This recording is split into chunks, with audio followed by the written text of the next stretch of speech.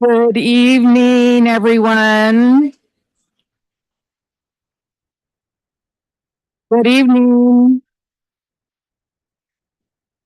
Thank you so much. We have a full house this evening. Thank you all for joining us. We have some celebrations and some very interesting information coming forward this evening.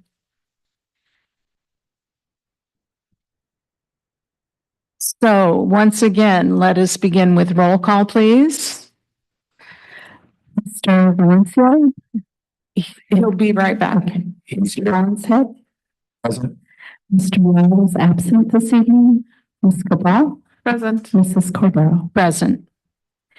Our report from closed session, Dr. McDuffie will provide us with that. Thank you, President Cordero. First of all, we'd like to read out on letter A or item A. The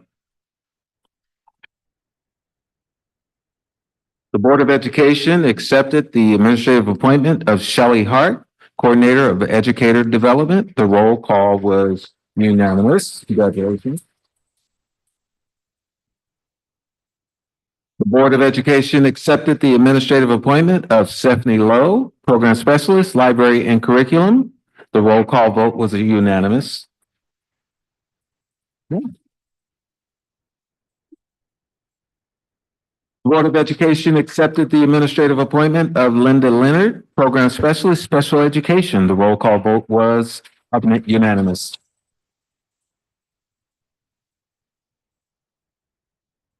Board of Education accepted the administrative appointment of Sohrab Movahedi, Program Specialist, Special Education.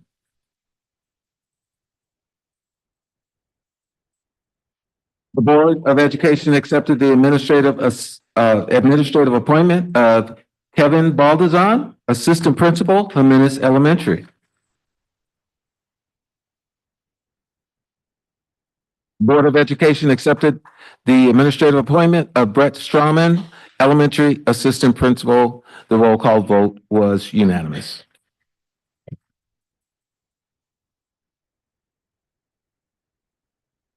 For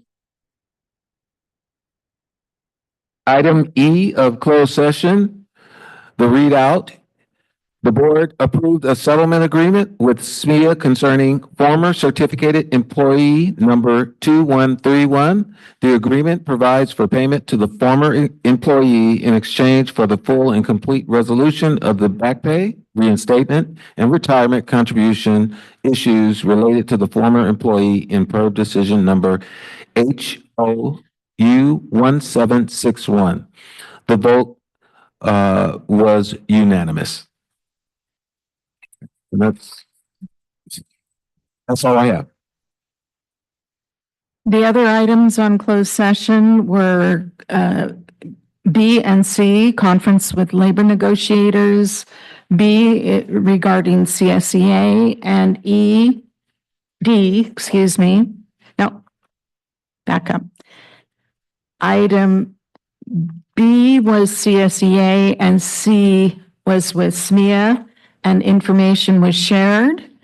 On item D, we had discussion regarding public employee performance evaluation, goals and objectives regarding Dr. McDuffie, and that will continue. Our interpreters this evening are Susan Pineda and Cesar Ruiz, and greeting and supporters this evening are provided by Nashley Santiago and Benji Alfaro.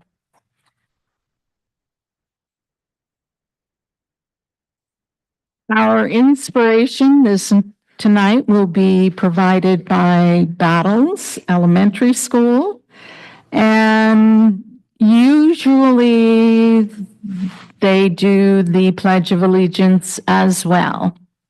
And I see that happening.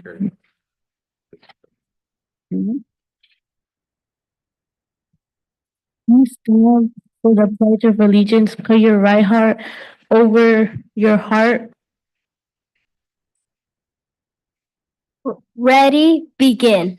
I pledge allegiance to the flag of the United States of America and to the republic for which it stands, one nation under God, indivisible with liberty and justice for all.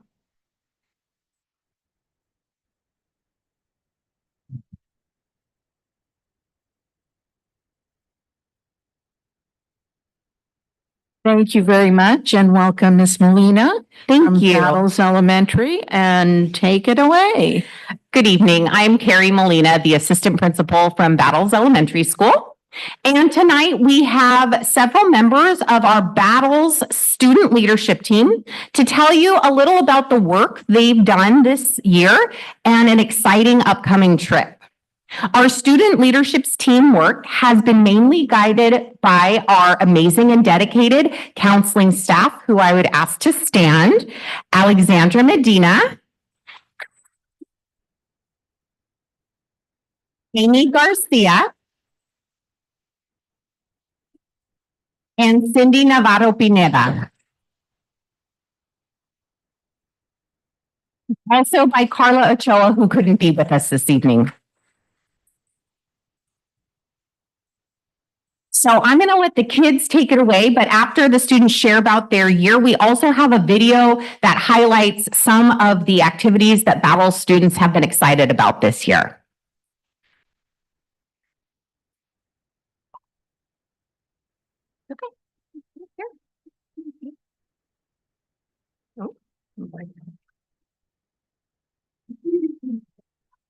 Good evening, school board members. My name is Uriah Mendoza, and I am the vice president of our Battles leadership team.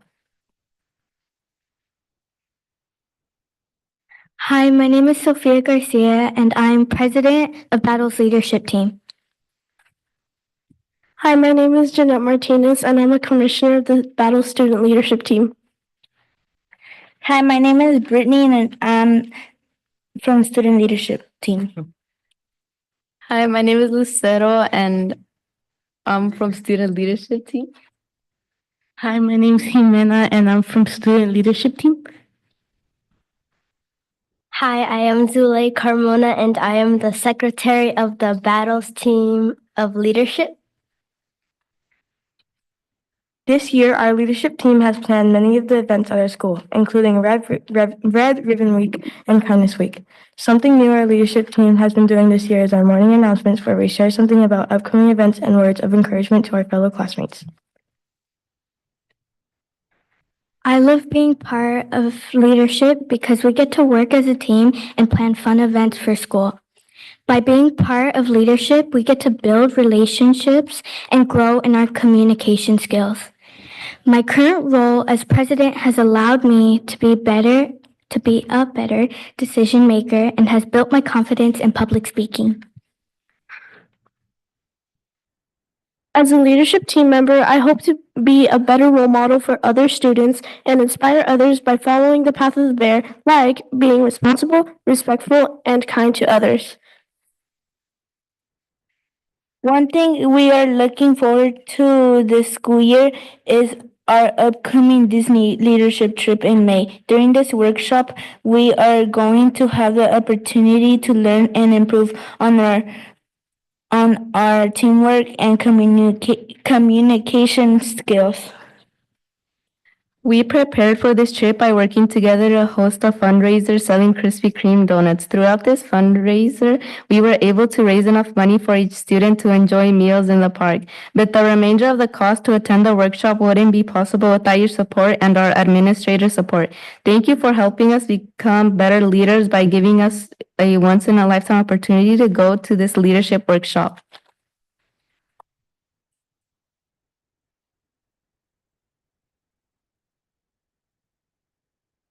So just to add a little bit, I wish I could attend every student leadership meeting, but administrators have a busy schedule, but if they see me, they will hunt me down. And they advocated for this leadership experience through Disneyland.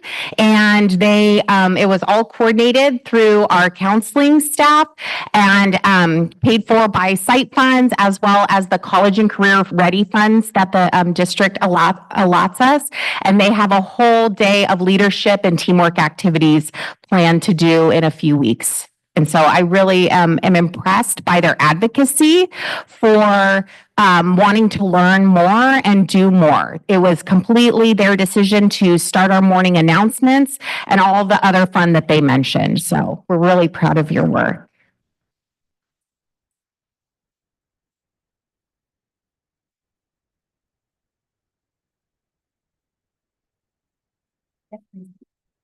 Thank you very much. It is always an inspiration.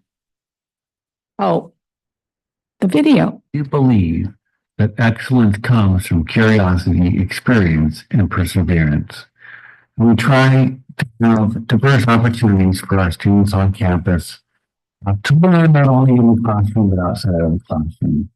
And following some of the activities that are happening in the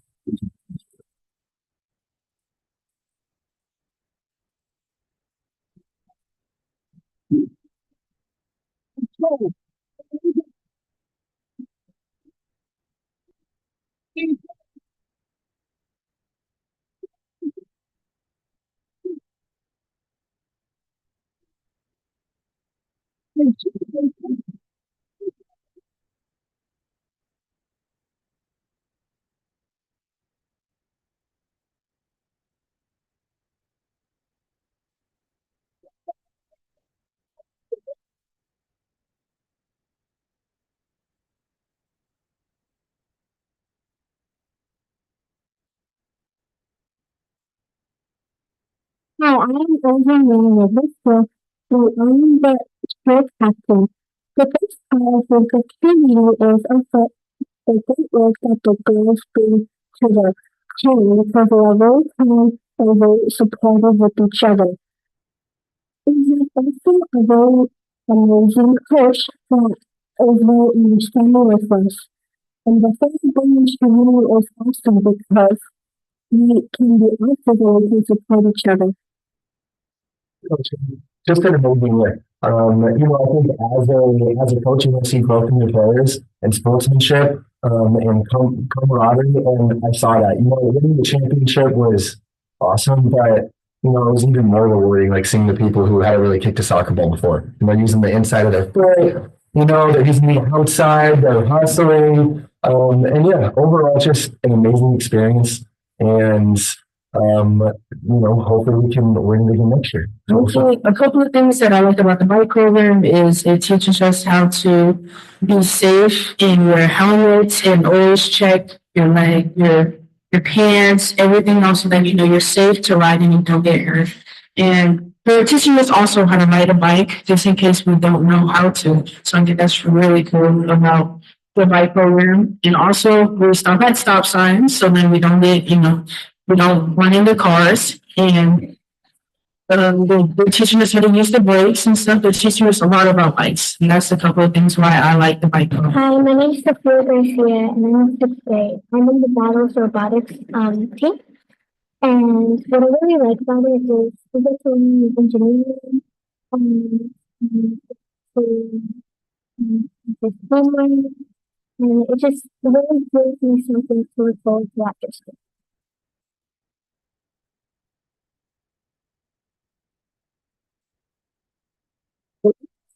Is very important because it opens up windows for our students. So we celebrate when they've reached that milestone. We don't want them to forget their home language. That's really important. We want them to be bilingual or trilingual, but the fact that they're reclassified allows them to pursue things that they may not be able to pursue in the future and allows them to take some important courses in junior high and high school. That opens more doors. So we really want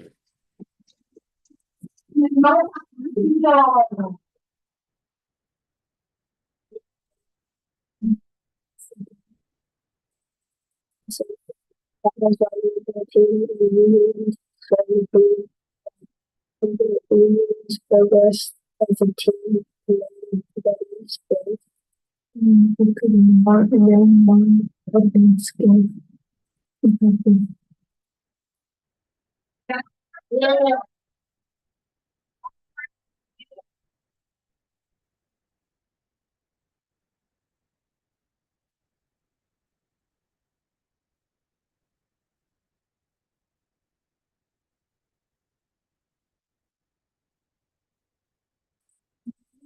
Escobedo, and I am the incoming teacher at Battle. Okay, the Millennium Program supports students in language acquisition as well as the most importantly, it provides a safe space for students to come and let their guard down and learn a new language in the comfort of peers that are going through the same thing.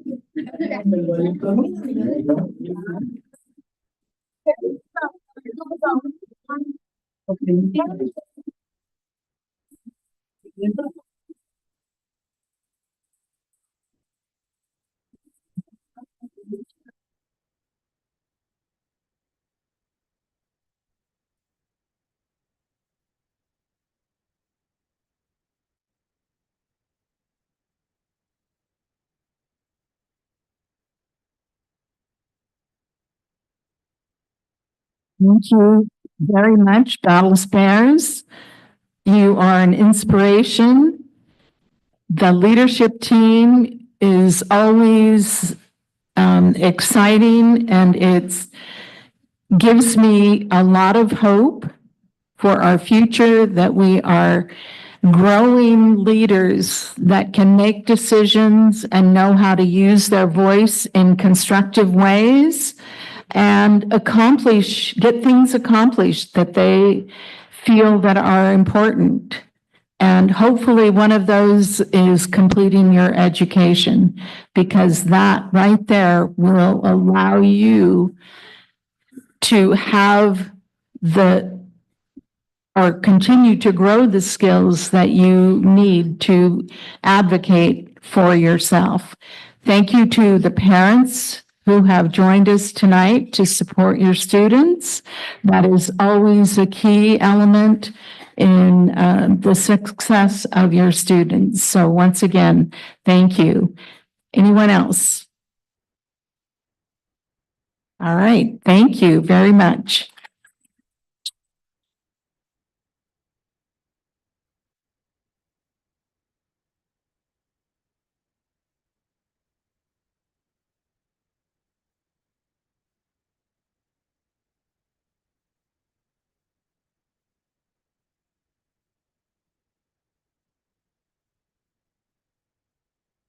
All right, moving right along. We also are going to be hearing from our student leader advisory team.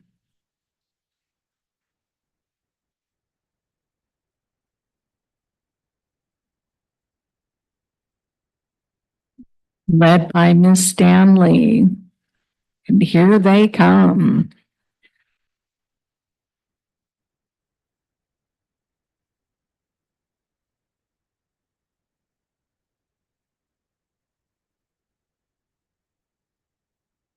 Hola, mi nombre es Alejandro Herrera Hernández. Voy a la escuela Bonita. Estoy en sexto grado. Hi, my name is Alejandro Herrera Hernandez. I go to Bonita Elementary and I'm in sixth grade. One thing people don't really know about me is that I enjoy all types of sports except track. I don't like track because I don't like running. Although I don't like running, the benefits of this exercise help me with my two favorite sports, soccer and football. I enjoy soccer and football because I like being competitive and kicking balls. I play these sports when I go to the park and at school on our new turf field. Taking care of the field is also important because if the field is not maintained, then it could cause students to get hurt. Thanks to Joey Vicente and his team for teaching us. Now I understand how important the maintenance and operations and transportation departments are in keeping our school safe and clean. As a student leader, I am working on the leadership skill of teamwork. Most of the time, I want to work by myself.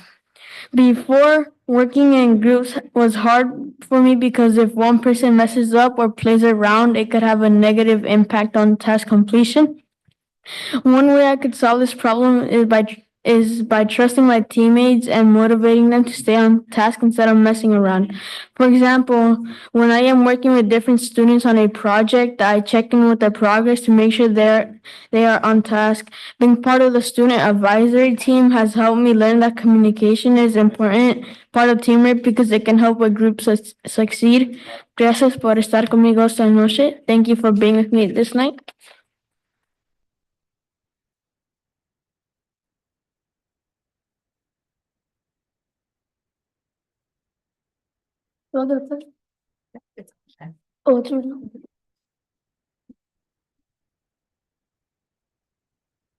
Hi, my name is Jacob Lord from Liberty Elementary. I am in sixth grade, and one thing you don't know about me is that I like playing soccer. I enjoy playing soccer because I have always played since I was young. It gives me a chance to play with other kids, and it is challenging. A leadership skill I am working on is coming out of my comfort zone and talking to more new people. I want to be able to do more public speaking so I can be prepared in case I need to step up and speak up for my family, friends, and school projects. As a student leader, I am trying my best to work with new people and share my ideas. I also enjoy having a chance to listen to other people's ideas too. I feel that I am gaining more confidence and now envision myself getting more chances to be a team captain where I will need to lead my team to finish tasks, motivate them, and lead them to reach their goal. For an example, if my teammate misses a shot at the goal, I will tell them it's okay, keep your head up and be ready for your next chance. Then when it comes to being in class, I can help my teacher keep my peers motivated to stay focused and on task when the teacher is beginning to teach. Being a leader can be hard sometimes, but I know I can do it as long as I continue to work hard and dedicate myself to making the right choices. So some obstacles might be distractions from my friends. I plan on defeating these obstacles by ignoring my friends when they are off task and lead by example. Thank you for your time. Have a good day.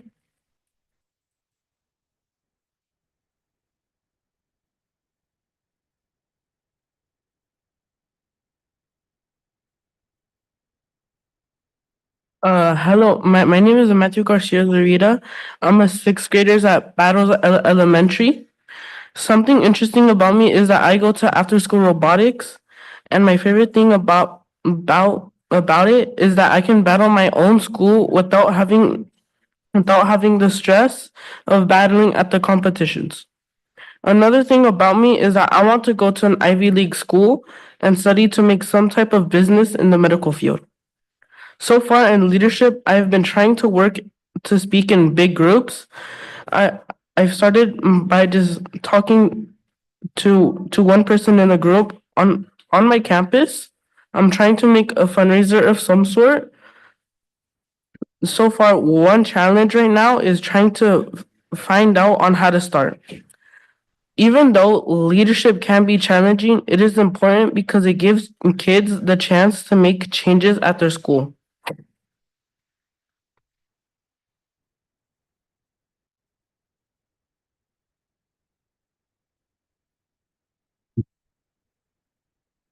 Good evening, everyone, and thank you for giving me this time to speak to all of you. My name is Alicia Lopez, and I am in sixth grade at Ariana's elementary school. A unique thing about me is that I will be doing track, and I like to play volleyball. In track, we will be doing activities such as relay races and dash runs, and even more in groups. You should come out to watch us at the track meet on May 17th at Pioneer High School. As a student leader, I'm planning on helping students get to participate more and do more activities at school. I anticipate that I will encounter challenges such as having to help students who don't know how to have their voices heard. One thing that our school needs to continue doing is having the aides in the classroom because there are many students that may not know English, so these are very important.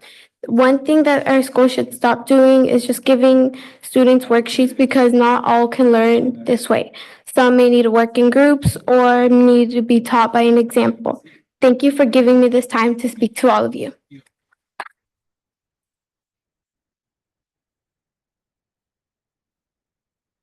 Hi, my name is Giovanni Diaz. I am in sixth grade. My school is Bill Living Elementary. Something unique about me is that I'm really good at math and I like to play sports. Math is really easy for me because in history, I'm not very good at it.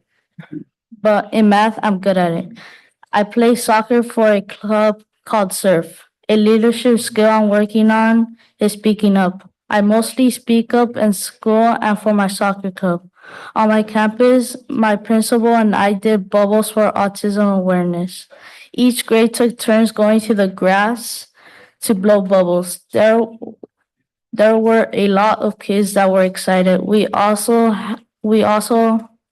had to wear blue for autism awareness. I am thankful for Ms. Hamza for helping me, and also I'm thankful for Ms. Lathrey and Ms. Lewis. I am thankful to Mr. McDuffie and all the board members.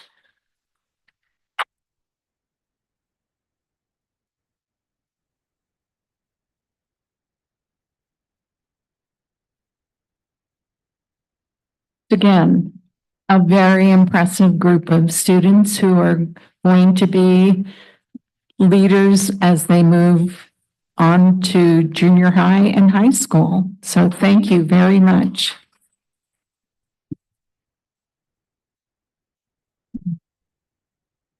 Prior to leaving, I would like to take a picture with you all, if that's something that you're okay with. Absolutely. Thank you. I also wanted to, something that I'm asking all of our leaders is what should we in our schools stop doing? Where should we start doing? And where should we continue doing? And one of the speakers alluded to that. I believe she mentioned less worksheets. You're heard loud and clear. It emphasizes how important it is for us as educators, right? Because I'm a teacher at Santa Maria High School, how important it is for us to continue to learn, right? How to engage young people in the learning process. So your feedback is well taken. So in that spirit, where would you like us to stop, start, and continue? I would love to hear from each of you briefly, if possible. Sure.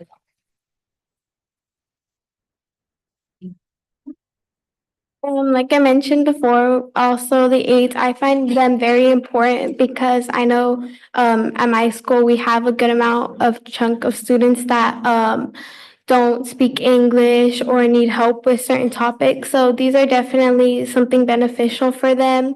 And like I mentioned with the papers and worksheets, I don't think all students can learn this way. Some actually need to be heard with the examples or need to at least see them, or others work better in groups too where they can have people that are there to help them.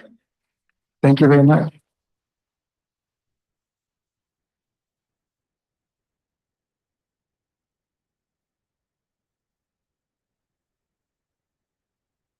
One thing you guys should keep doing is maintaining our schools because a few weeks ago we started getting turf and it is doing pretty good. It's not destroyed and it's in perfect condition.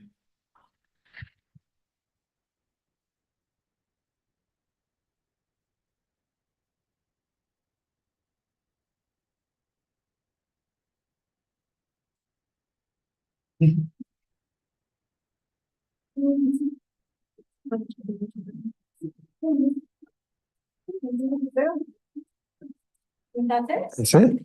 Before you all, we take our picture, I wanted to just highlight some of the things that I heard you all say. I think that's Alejandro, is that correct?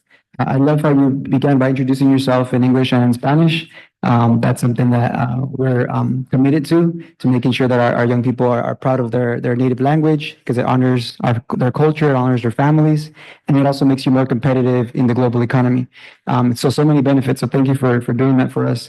I like how some of you talked about the importance of speaking up for others as the value of leadership. You talked about listening to other people's ideas. You talked about I love how you said, even when you fall, you got to be ready for your next chance. I really appreciated that. I like how you talked about being a leader sometimes is difficult. And so you all demonstrated that, right? I asked you questions you weren't anticipating, but many of you stepped up. And I love how one of you said you are already interested in going to an Ivy League school. I didn't even know what an Ivy League school was when I was your age. And I ended up having the privilege of going to an Ivy League school. And I'm from this community and I went to these schools. So I'm confident that you can make it to the Ivy League schools that you want to. I also wanted to just highlight, thank you very much for highlighting our English language learners. Thank you for being a voice for them so that they're included in the learning process and that all of you can support those young people along with our staff. So thank you so much. You all did a great job.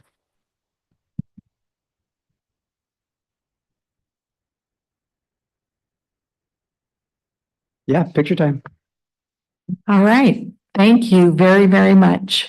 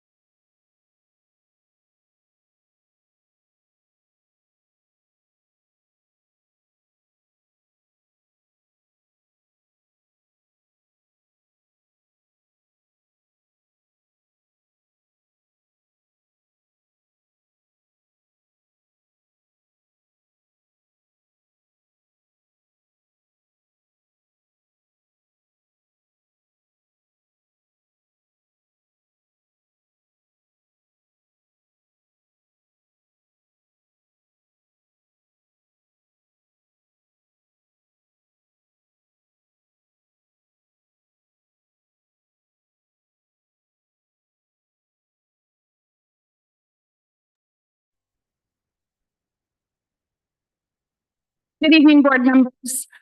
On behalf of the entire district, we would like to thank you for your continued support of the after-school elementary sports program. Your commitment makes student-focused events possible. This past Saturday, we were proud to host our elementary spring cheer showcase at Santa Maria High School. It was an incredible day filled with energy, spirit, and student talent. 6 of our elementary schools participated: Alvin, Miller, Oakley, Rice, Sanchez, and Taylor.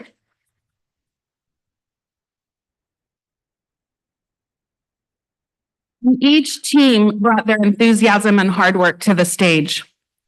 We were very fortunate to have support from our junior high programs as well.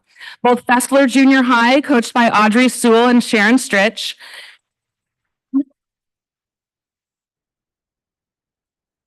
and El Camino Junior High, coached by Astasha Zarling.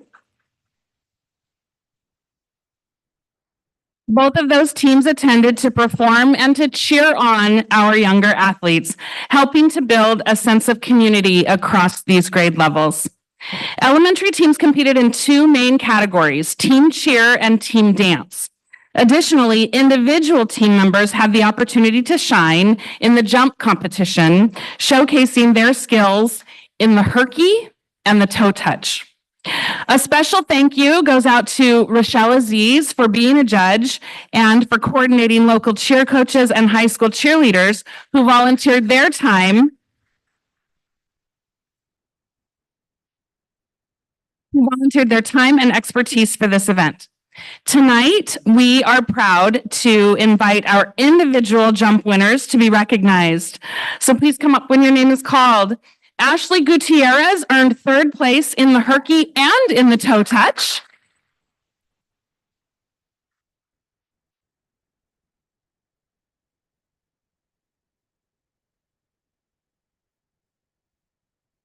Haley Miller earned second place in the toe touch.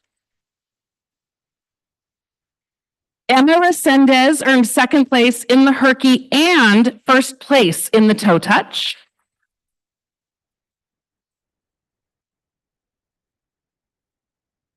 And Bella Vizu earned first place in the herky.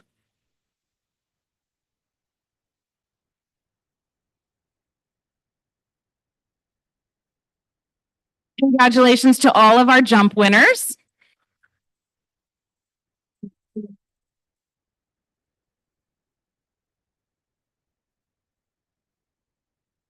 Thank you, ladies. And we would like to recognize our team winners. The Miller Mustangs brought home the win for Best Team Cheer and the trophy for Best Team Spirit. The Miller cheer team is coached by Shauna Perez and Brandy Ferguson, and I'd like them to come up and be recognized.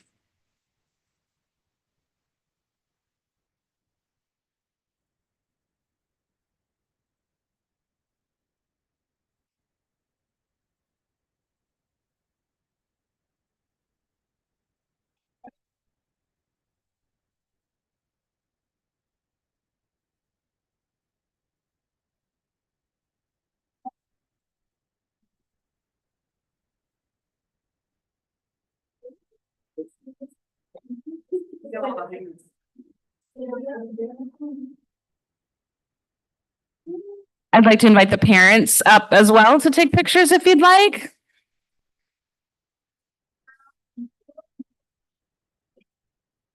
And while you are all taking pictures, I was attended on Saturday, and I have to say it was a really amazing event. The collaboration and the team spirit and the energy and the skillfulness that was displayed was really awesome. Thank you so much for that. Ladies, congratulations. You may be seated.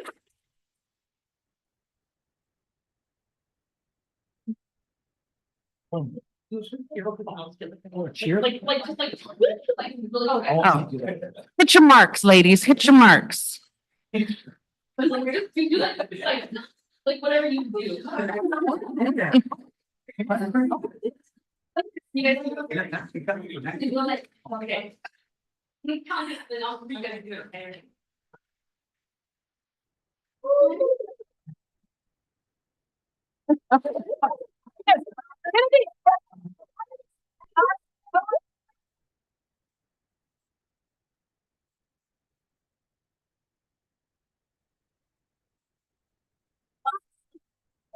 Congratulations, ladies.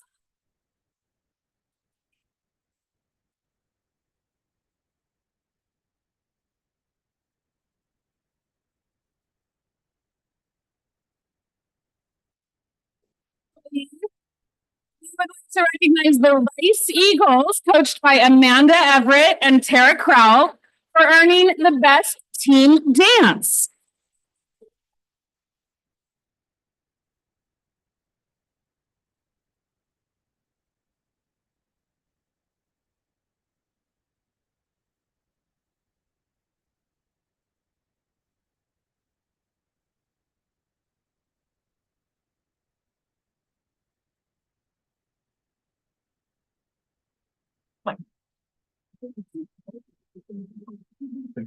Can I get you from Rice? Okay, ready? Look at this. Ready? 1, 2, back.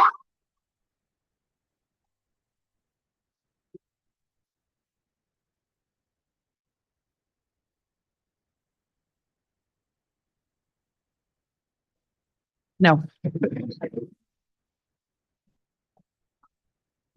I love my job so much. I really do. Congratulations to all of the teams for their hard work and dedication.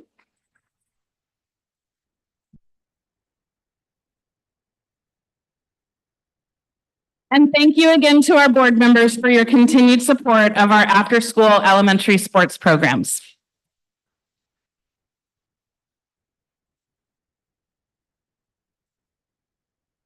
just like to add to everyone who is here that not only did I see them perform on Saturday, but they're out there with their teams, whether they're playing football, soccer, volleyball, and it's a lot of fun to watch the enthusiasm that they bring.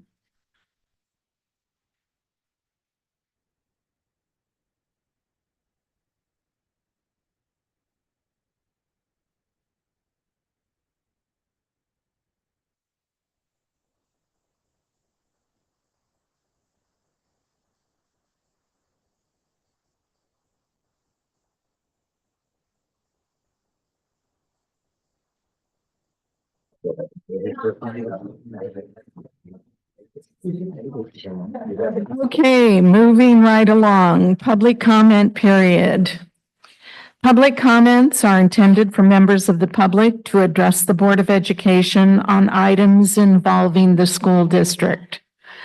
Such testimony shall be limited to 3 minutes each, or 450 words per person or subject, and 15 minutes total each topic.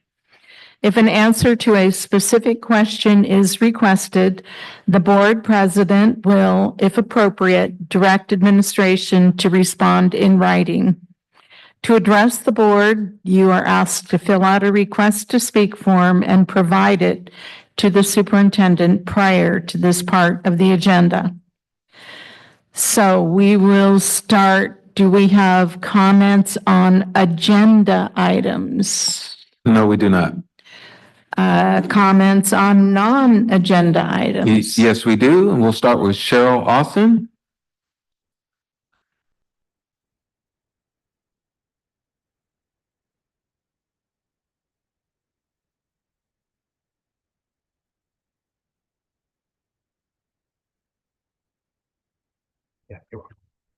Good evening, Board. My name is Cheryl Awesome. I am a Santa Maria taxpayer, a Santa Maria Bonita School District employee for 30 years, an alumni of Santa Maria Bonita School District. My kids were alumni of Santa Maria Bonita School District. I was PTA president and PTO president for many, many years before I even started working here. It has come to our attention that the posting that that was put out yesterday about hiring 3 new food workers food service supervisors at salaries starting at $99,000 to $115,000, not including benefits yet, was posted. We were concerned how the Santa Maria Bonita School District can afford to hire 3 new supervisors and can't afford to give their classified employees a decent living wage. We just wanted to bring this to your attention so that our voices and our vindications can be heard, because we're not being heard at all. Everybody is just ignoring us. Thank you.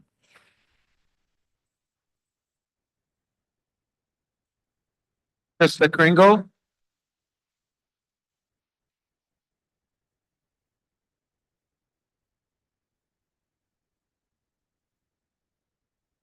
Good evening, Santa Maria Bonita School District Board members, staff, and Superintendent McDuffie. My name is Krista Kringle. I'm a 5th grade teacher at Miller School, and I'm the Santa Maria, the SMEA Elementary Director. I'm here tonight to show support for our CSEA members. These are the behind-the-scene workers that tirelessly work to get things done. They are oftentimes not given the recognition that they deserve nor the respect. They're the essential people that are making our schools run smoothly. Without office staff, BIAs, custodial staff, food service workers, IT techs, maintenance teams, and other classified staff, we would not be able to function. These members show up every day with dedication, often going above and beyond their job descriptions. Despite being short-staffed at many sites, classified employees never let challenges stand in their way by serving our students. Even when shorthanded, food service workers ensure that every student receives the meals that they need. The custodians work tirelessly throughout the day and the night, responding to staff requests, keeping our campuses clean, safe, and ready for the students. Office staff are the backbone of each school, managing everything from students and parent needs to enrollment, attendance, and emergency responses. IT techs, maintenance teams, and other classified staff work quietly behind the scenes to keep schools open, safe, and running smoothly every single day. On behalf of all the members of SMEA, we say thank you to the CSEA for all of their hard work and their dedication. SMBSD, please give our classified the respect that they deserve. Thank you for your time. Sandra Heredia. Did I say it correctly, your last name? Okay.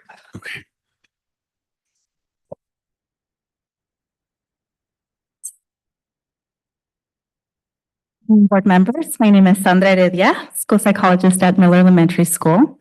I'm here to speak about Miller Elementary space needs. At this point, I've adapted to what was once the custodial / cable electrical room as my office. While I understand the current focus is on repurposing closet and electrical rooms, the broader and more urgent issue is the lack of safe, private, and appropriate spaces for students to receive essential services. I'm deeply disheartened by the missed opportunities to host in-person speech-language pathologist and a school-based therapist at Miller Elementary School. These vital resources were declined due to space limitations. Our family advocate and homeless liaison have no designated space to meet with students, often resorting to using the principal's office for sensitive confidential matters. Even our school nurse is working out of a conference room, regardless of whether meetings are scheduled. Her role is critical, and she too deserves a dedicated functional space to support students' health and safety. The reality is this: we need more space. Our resource team, which includes 3 educational specialists, 3 virtual speech-language pathologists, and multiple support staff, are expected to run groups, conduct assessments, and provide individualized services, all within room G23, a space that simply cannot meet these demands. This overcrowding directly impacts the quality and effectiveness of services our students receive. Our students and the professionals who serve them deserve better. Federal laws such as IDEA Section 504, ADA, Title IX, and the Every Student Success Act mandates that schools provide students with disabilities a safe, equitable, and supportive learning environment. Inadequate or inappropriate space for essential services may violate these protections and hinder students' access to the education and supports they are legally entitled to. This is more than a facilities issue. It is a student's right issue. Our ability to provide legally mandated high-quality services depends on having a physical space to do so. With this being said, I would like to warmly invite you to visit Miller Elementary School so you can see firsthand some of the challenges our staff and students are facing each day. Your presence and attention to this matter would mean a great deal to our school community. Thank you very much for your time and your continued commitment to supporting our students and staff at Santa Maria Bonita. Thank you. Larry Gash.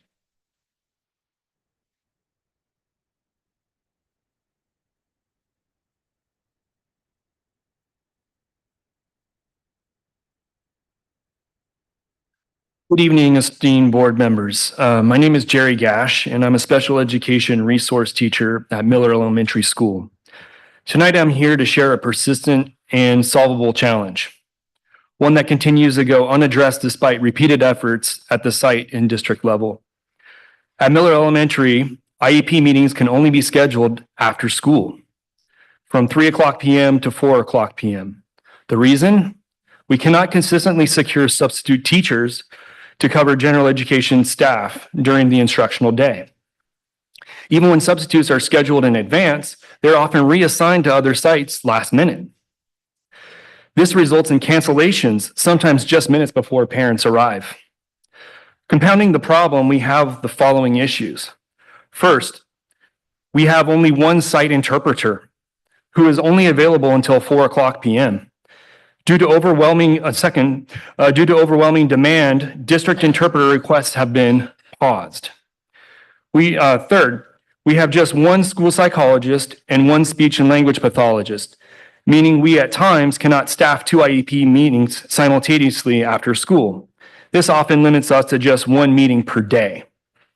And finally, many initial and triennial IEPs extend well past 4:30 p.m. As a result, we had to adopt the practice of splitting initial and triennial IEPs into 2 separate meetings. This burdens families already juggling work, childcare, and transportation, and doubles the time required for each IEP, further clogging our already limited IEP calendar. The impact is real. We are now seeing an uptick in late and non-compliant IEPs because we lack the systems needed to meet legal timelines.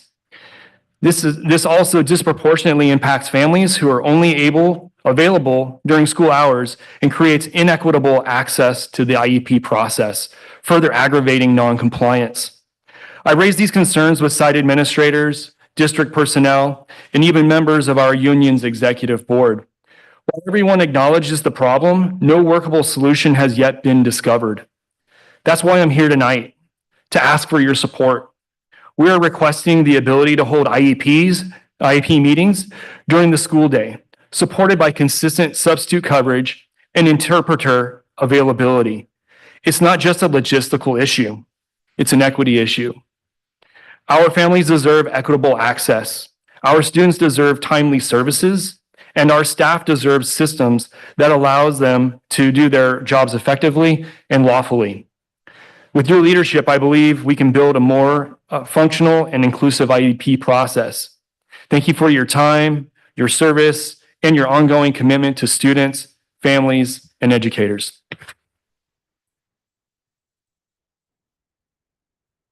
Yeah, we have one final speaker, Jennifer Danowitz, and her posse of 4 students from Ariana's Junior High School. These are for them.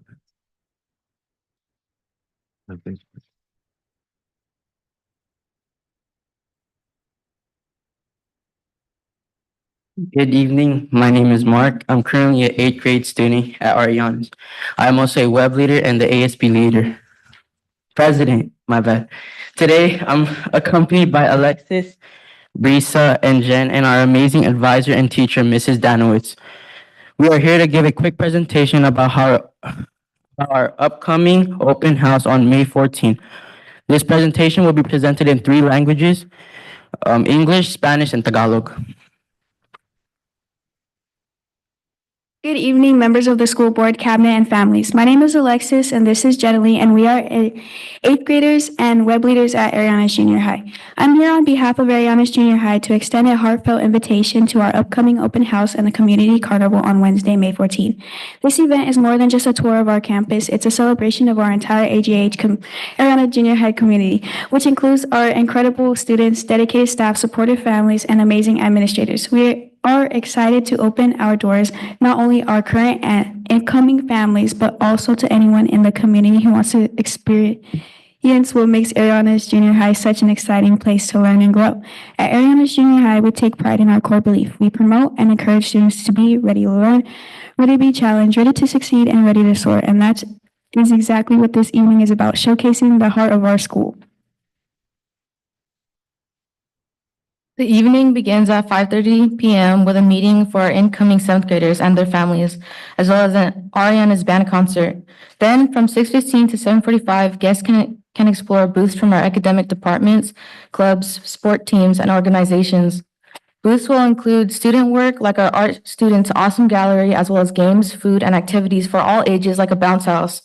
We're also inviting local community groups to set up booths and connect families and students, creating a space where school and community truly come together.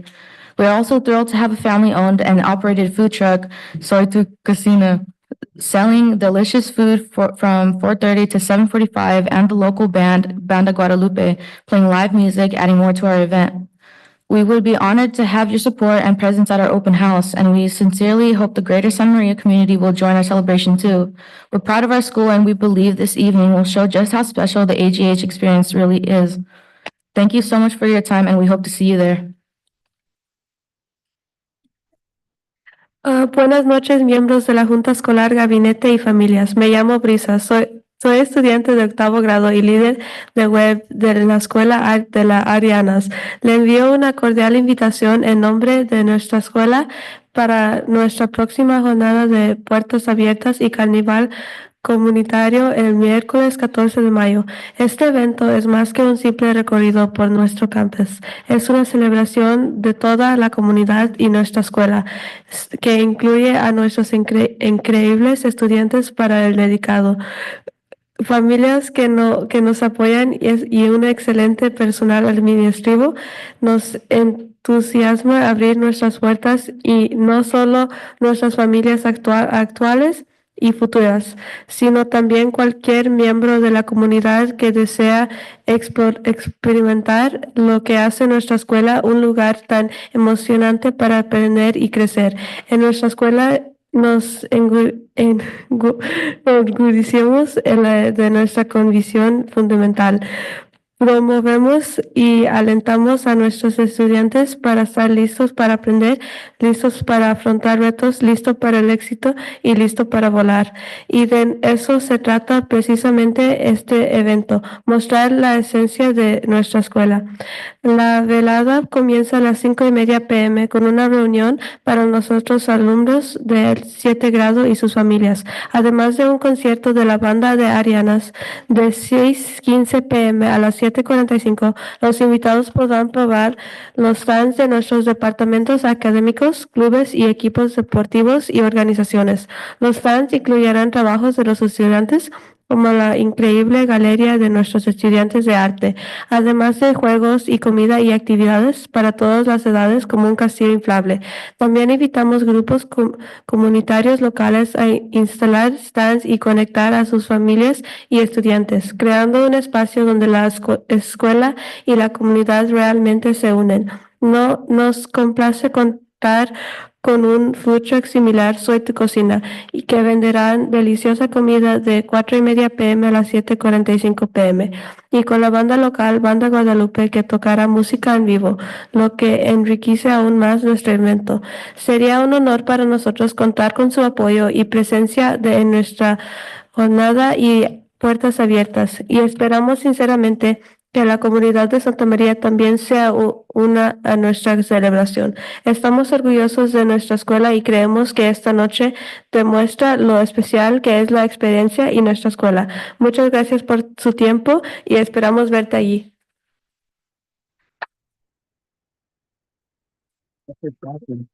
Okay. You may already know me, but if you don't, ako po si Mark Jairo Lopez, isang 8th grader at Arianas, and I'm also a web leader dito. Andito po ako ngayong gabi sa nangalan ang aming eskwela upang mabigay ng isang taos-pusong blessing sa aming open house at community carnival sa gaganapin sa Wednesday, May 14. Ang event na ito ay hindi lamang simpleng campus tour. Isa pong itong selebrasyon ng buong AJH community kasama ang aming masisipag na estudyante, guro, staff, and mga magulang at siyempre our administrators. We're opening our doors not only to the current and incoming families, but also the whole community. Anyone who wants to see what AJH is, a fun and exciting place to learn and grow. At AJH, we take pride in our core belief. We promote and encourage ready to learn, ready to be challenged, ready to succeed, and ready to soar. At ang event pong ito ay isang paraan para ipakita kung paano namin isasabuhay ang paniniwalang ito. Magsisimula po itong programa sa 5:30 p.m. sa pamagitan ng isang parent-teacher meeting at upcoming 7th graders at kanilang mga pamilya. Kasabang ng Ariana's Band Concert. Pagkatapos po nito, mula 6:15 hanggang 7:45, bukas ang mga iba't ibang booths mula sa aming academic departments, clubs, sport teams, and student organizations. Makikita po dito yung mga student work tulad ng art gallery ng aming art students. At magkakaroon din ng mga games, food, and activities for all ages, which includes a bounce house for kids. We're also partnering with local groups. Kakaroon din ng mga booths para magpapakita unay ng atin mga estudyante at pamilya. This is all about bringing the school and community together. At syempre, what's a celebration without good food and music? We are happy to have Soy Tu Cocina, a family-owned food truck that sells food until 4:30 to 7:45, and a live entertainment from the band called Banda La Guadalupe. Kami po ay lubos na magkagalak kung makakasama namin kayo po. Your presence and support would mean a lot to our school. We hope the entire Santa Maria community will join us in this night of connection, celebration, and the AJH pride. Maraming salamat sa inyo po, and we hope to see you on May 14.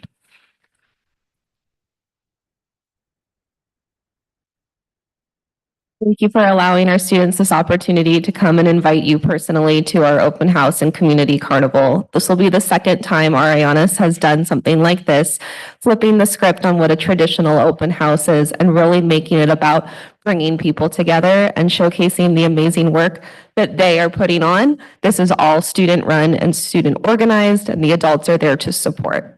I do know that the 14th happens to be your next board meeting, but I am hoping that some of you might be able to find your way out to Arianas that evening and join our fantastic students as they present their second open house. Thank you.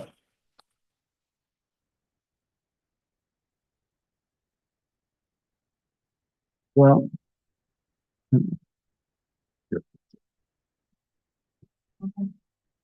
just wanted to share with the students, I really appreciate you all extending the personal invitation to all of us. Hearing you all speak in Spanish and English and Tagalog reminds me of the block that I grew up on here in Santa Maria. And today, now we also hear Mixteco and Triqui, right? Another wonderful additions. Arabic is also a language, right? Among a couple of others. And so I really want to thank you all for doing that, for modeling for us what a well-rounded education looks like. And we'll see if we can sneak out of our meeting to join you all, and maybe in a timely fashion so we could join you all. I did have the pleasure of going last year, and it was one of the best open houses that I've ever been to. And so if I cannot be there with you all, I'll be there with you all in spirit. So thank you so much for your leadership. We really appreciate you.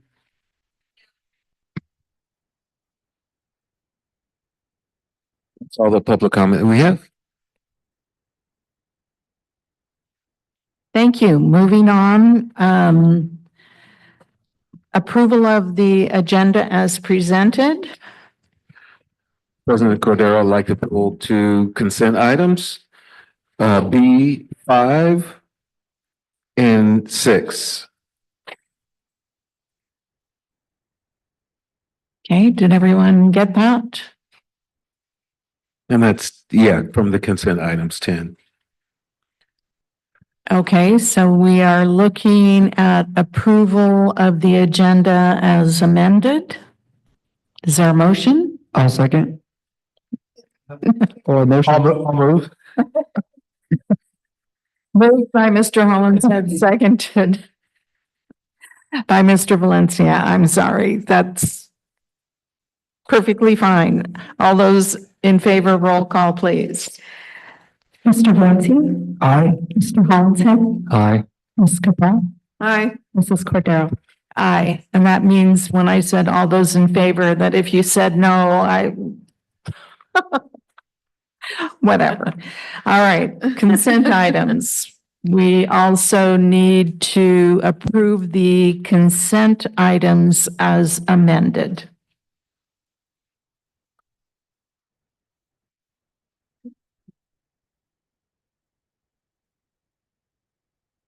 And remember, it's item B5 and B6.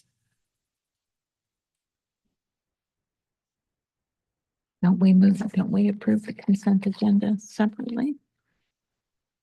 Mhm. This is consent, the consent. Is there a motion? I'll go ahead and move, to accept the consent agenda as presented, Okay, it is. as amended. Removing B, 5 and 6. Yes, as amended. I'll second. Okay, it's been moved by Ms. Cabral, seconded by Mr.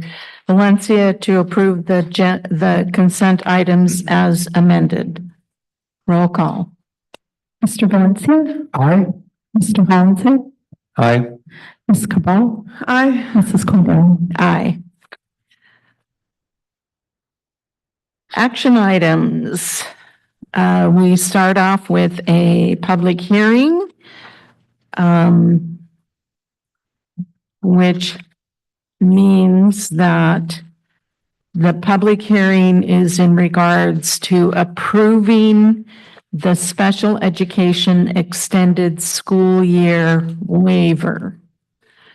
Is there anyone here who would like to make a comment regarding that?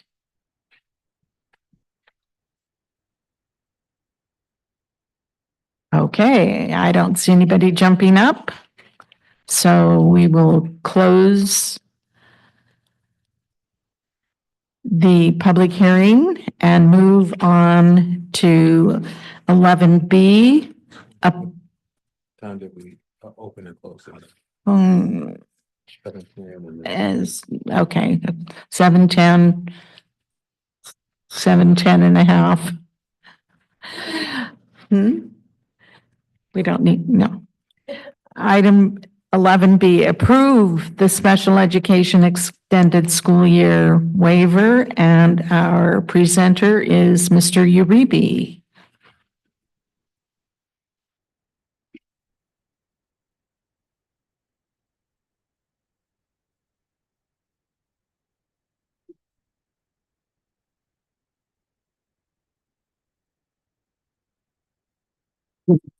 President Cordova, esteemed board members, Superintendent McDuffie, and fellow Santa Maria Bonita School District educational learning community.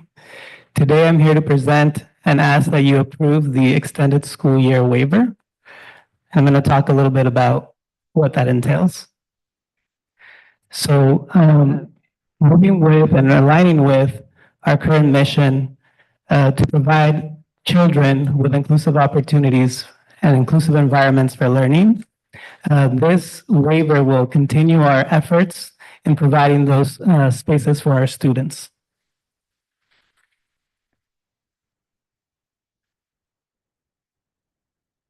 As mentioned before, at Santa Maria Bonita School District, we are committed to fostering an inclusive environment for all students.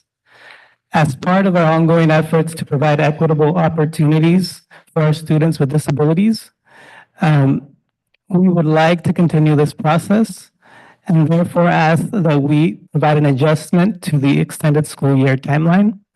Also, to align this extended school year program with our current general education programming of Camp Elevate.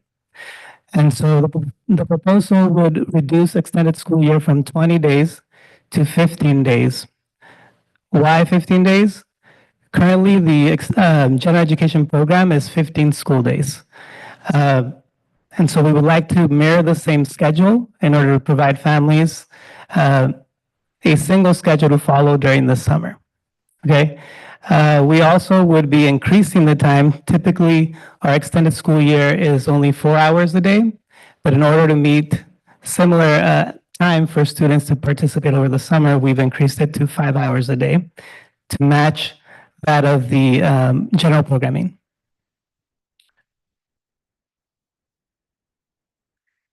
Why this change? Continuation. Again, historically, extended school year has been provided at a separate time of the school year where students did not have access to their typically developing peers. And so with this waiver, we would like to continue to offer those opportunities for inclusive supports for students by providing the programming at the same time as the general education program. And so that will enhance inclusion. So students with disabilities will have increased access to general education programming, promoting meaningful peer interactions, right? Also strengthening collaboration between our teachers and staff, providing opportunities for them to continue the work over the summer. And then maintaining our student services. So they will continue to receive their specialized education services and other services pertaining to their IEPs. So who will be impacted? Part of this extended school year waiver called for us to consult with different stakeholders. And so we brought this forth in front of the DLAC, who had unanimous support for this change. We also brought it forth both of our unions, SMEA, who was neutral, and CSCA, who was in support. Who will be impacted? Approximately 175 students who are currently eligible for extended school year, including our general education students who will continue to have those experiences and meaningful experiences with diverse learners. And then our families, as mentioned earlier, this will support them in not having to navigate two different schedules and also being able to provide their summer vacations, right? To be able to plan for those accordingly. The support model going forward. So how is this going to look? Camp Elevate has currently their own integrated staff. So they have a staff that supports them with the title of Camp Elevate Education Specialist. These are special education teachers who will be providing support for students that are enrolled in the general education programming that weren't necessarily eligible for extended school year. So there'll be somebody there to support their needs, including paraeducator supports throughout the day. Extended school year will include support from itinerant ESY mild to moderate support need teachers and extended school year extensive supports needs teachers. So what does that mean? We will have special education teachers that support our students with more severe needs in their typical separate setting, as they are during the school year. But this year, the new addition is this itinerant ESY mild to moderate staff, which their role will be to provide support for students in an inclusive environment. So what used to happen in the past is our students with more moderate needs were found eligible for extended school year. And during the school year, they were provided those supports in an inclusive environment. But over the summer, we were saying, oh no, you're going to go back to a more restrictive environment, because they didn't have access to those typically developing peers. And so with this change, we're promoting more inclusive opportunities so that staff can continue to provide those supports in the general education setting. Any questions?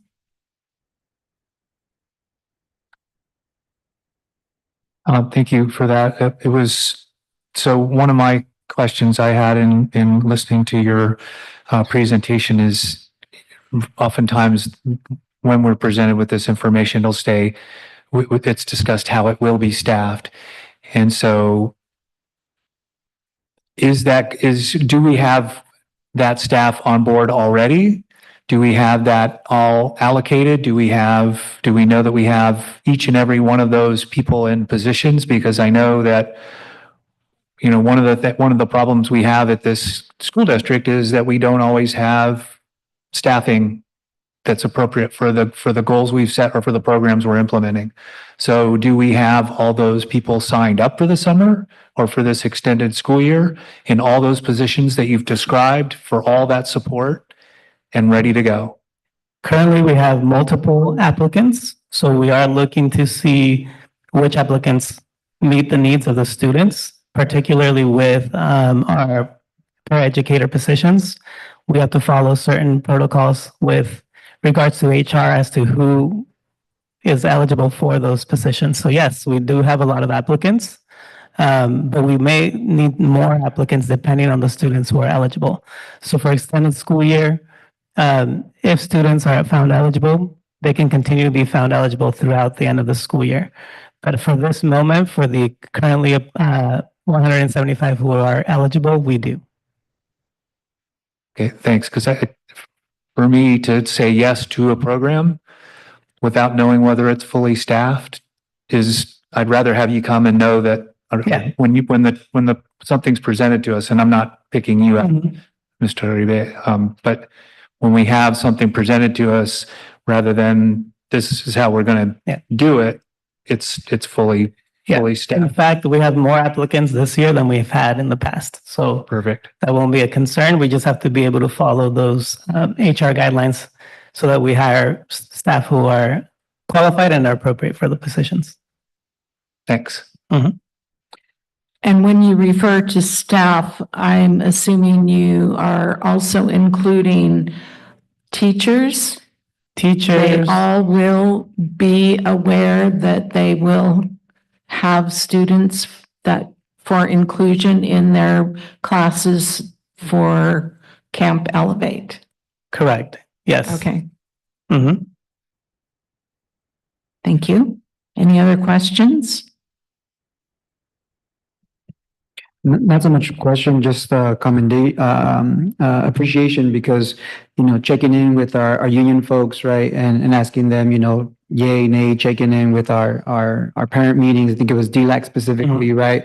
I think that's a really critical piece to ensure that, that when this is implemented, since it's one of the first times we're doing it, that it's done with as many of our stakeholders in mind so that we can anticipate potential bumps on the road and then hopefully, do it better next time should we have success with it. So I appreciate you all keeping all those folks in mind as we make these important decisions. Thank you. Yes. And so, we're looking for your approval as part of the process because I need to submit this waiver to the state and we're confident that will be approved. But part of it is receiving your approval as well. Any other comments or questions? Is there a motion?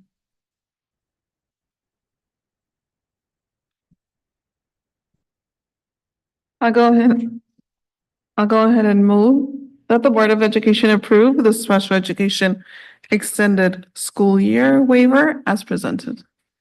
It has been moved by Ms. Cabral, seconded by Mr. Valencia to approve the special education extended school year waiver. All those in favor signify by aye. Aye. Any opposed? Motion carries. Thank you very much. Thank you.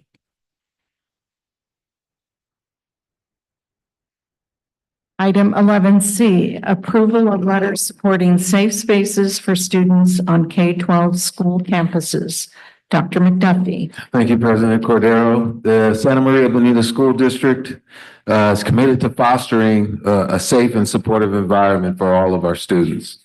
The purpose of this board item is to seek approval for the Board of Education support of a letter addressed to President of the United States and Secretary of Homeland Security. The letter requests the adoption and enforcement of policies that prohibit immigration enforcement activities on or near K-12 school campuses. Such policies would align with previous federal sensitive locations, guidelines, and reinforce the fundamental right of all children to receive a free and public education without fear. It's recommended that the Board of Education approve the support of the attached letter and authorize its submission to the White House and U.S. Department of Homeland Security.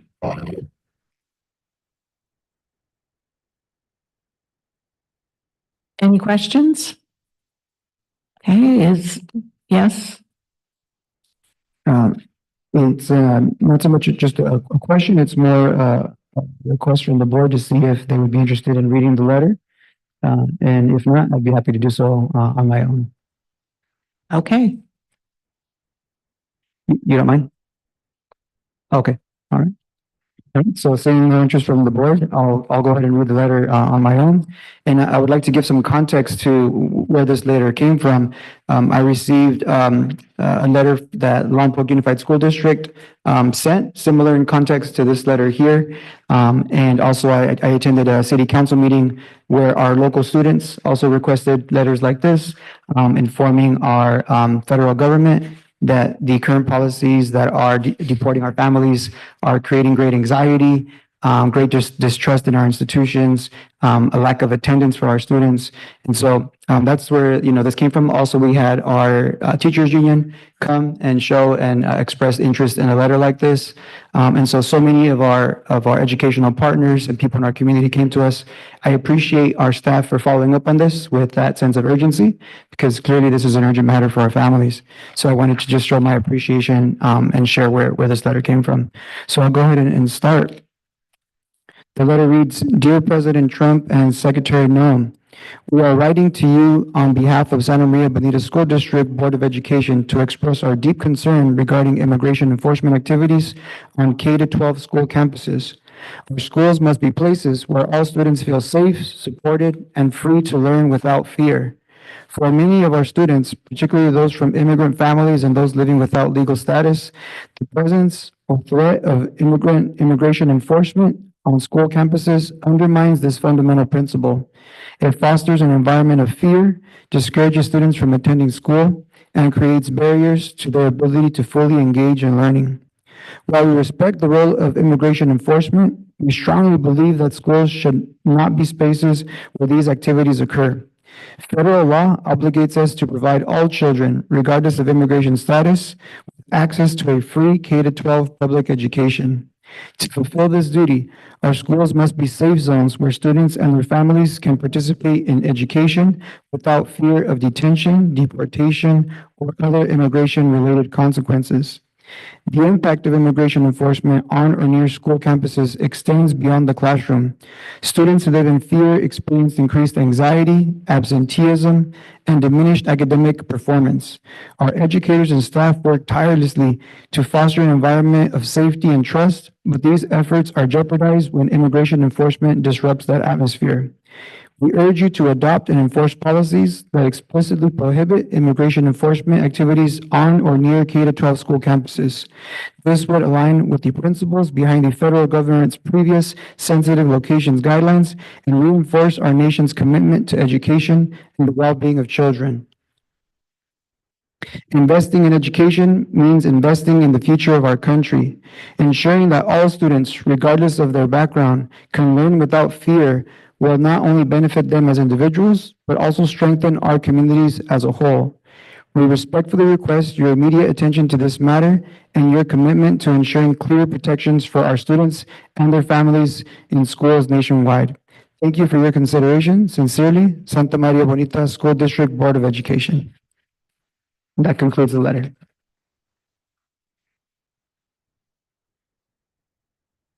Is there a motion? I'll move to approve the support of the attached letter and authorize its submission to the White House and the U.S. Department of Homeland Security. And a second.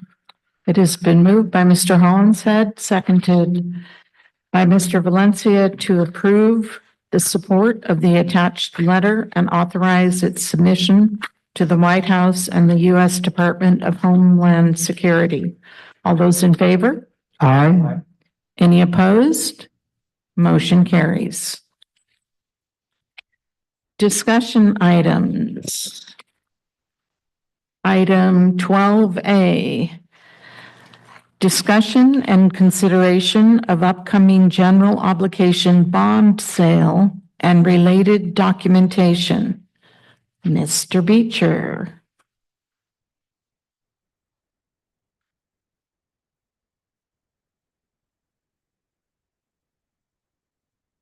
Good evening, school board. We have our friends and partners from Government Financial Services, JPA, with us tonight to talk about another step along the journey of securing funds that were approved by Measure K and then pursuing projects with those funds. The process is more complicated than you'll hear tonight. I know that because I rely on folks who are a lot smarter than me to get me through it safely. And so I don't want to take any time trying to convince you that I understand it. But what I want to do is give them a chance to introduce themselves and then share with you what's on tap for an upcoming bond sale for the first series of Measure K. Good evening. I'm Lori Ranieri, and this is Keith Weaver. We're pleased to be back with you again. We want to thank you for your membership in Government Financial Services Joint Powers Authority. And as you know, by joining the JPA, you committed to be guided by finance best practices, ethics, and transparency. And so tonight we'll be sharing with you the process for the first sale of bonds, as Mr. Beecher said. And this is an overview. I want to encourage you, especially with all the news in the financial market, you might ask a question tonight, but you might have another question tomorrow or the next day, and you think, oh, how does this economic news affect us? Please know that just send those questions right to Mr. Beecher, and he'll send them along to us. It's our privilege to answer all your questions and also any questions from the community, because when we implement Measure K and we sell these bonds and we put the money to work in terms of facilities, we're acting as agent for the taxpayers and voters and all community members. So we want to make sure that we answer any questions and try to be as clear as possible. And Mr. Weaver is going to take the lead tonight because Mr. Beecher asked us to be brief, and I'll say that's much more his strong suit than mine. Hi, good evening. So I just wanted to start off with a big congratulations again on the success of Measure K. Over 62% voter approval, a really strong showing of support from the community. And you can see the measure itself on the right. It authorized a variety of school facilities projects and authorized $77 million of bonds to help fund those projects with a tax levy of approximately $30 per 100,000 of assessed valuation. So agenda for tonight, we have a brief update for you on our Measure K financial plan, and then just talk briefly about implementing that plan, and then some suggested next steps. So as a reminder, the tax levy associated with bonds is based on the debt service of the bonds divided by the assessed valuation of the school district. And then every property in the district pays their own pro rata share based on their own property's individual assessed valuation. Importantly, it's not market value. Market value tends to be much higher than assessed value. And so therefore, assessed value is a very important metric that we track. And you can see here a graph showing the progress of assessed value growth within the school district. And what I like to point out is that over the last decade or so, it's been very strong, steady growth within the school district. And this past year had growth of 5.75%, which is great. And it's great because not only is it above the average growth rate, but it's also above our budget. We budgeted growth for Measure K with an assessed value growth rate of 3.5%. And so the fact that we came in much higher than that is good news for Measure K. We're already off to a good start here. In addition, interest rates are what impacts our bond debt service. And you can see here a graph showing an interest rate index. And back in May of 2024, when we were planning for the election, interest rates per this index were about 3.9%. They have gone up since then. They've gone up even more with all of the economic news surrounding the tariffs. There's been a lot of volatility in the marketplace. But some good news is that we budgeted for interest rates to go up. And even with the ramp up in interest rates, we remain below budget. So we're also doing quite well with respect to interest rates. I also want to assure you that we have budgeted for interest rates to go up even further. We hope they don't, but this is a conservative part of our plan. And if interest rates don't go up, then that's great. That means our bonds will be less expensive. Our tax rates will be lower than what we've budgeted for. Also want to share with you, we've made quite a bit of updating to our Measure K plan, and this is in response to a more refined cash flow estimate of our school facilities projects. And so what we've done is we've slowed down and made smaller our first issuance of bonds. You can see we're planning for $15 million to start, and that's to give us some time to sort of ramp up with planning and design. And then we've also accelerated what was the bond issuance scheduled for fiscal year 2028-29. We've accelerated that forward and ended up with a very, very large financing amount in fiscal year 26-27. You can see we're aiming for $62 million. And the reason for that is that's going to help fund the bulk of our new school construction. And so some good news is not only are we getting the funds faster, that will help avoid construction cost inflation. It better matches our cash flow. And then in addition, because we're consolidating from what was 3 issuances of bonds down to just 2, we save on some upfront costs. And by saving on some upfront costs, we're estimating about $1.8 million more cash for facilities projects. So that should be a nice bit of savings for the facilities program. And then on the tax levy side, we're estimating that Measure K tax levies are still on track, even with all the changes I discussed, still on track to be at or below the $30 per 100,000 assessed value and conclude within 30 years. So in terms of implementation, there's 2 methods. One sale method is a competitive process where we go out to bid and select the underwriter or banker. The other process is a negotiating method where we select a firm up front and then negotiate with them on terms such as interest rates and upfront costs. We look to best practices to help guide us, and based on best practices, we are recommending a competitive bid process. We also think that fits nicely with the district's debt management policy, which recommends achieving the lowest financing cost and a competitive bid process being awarded based on the lowest financing costs. So that's a recommendation. We'll move forward with a competitive process and select the winner based on the lowest financing cost. So in terms of next steps, tonight's just information. And then what we'd ask for is at the May 14th board meeting, your consideration of a resolution to move forward with the issuance of bonds and approve the legal documents. Again, we're aiming for $15 million to start. And then with your approval on July 10th, we'll sell the bonds, have the winning bidder selected, we'll lock in interest rates. And then on July 24th, we'll have closing. And at that point, the funds will be deposited with the county in the school district's account and available to go for Measure K facilities projects. And then after that, we'll plan to be back to share with you how the results turned out of the bond sale. So thank you and happy to take any questions.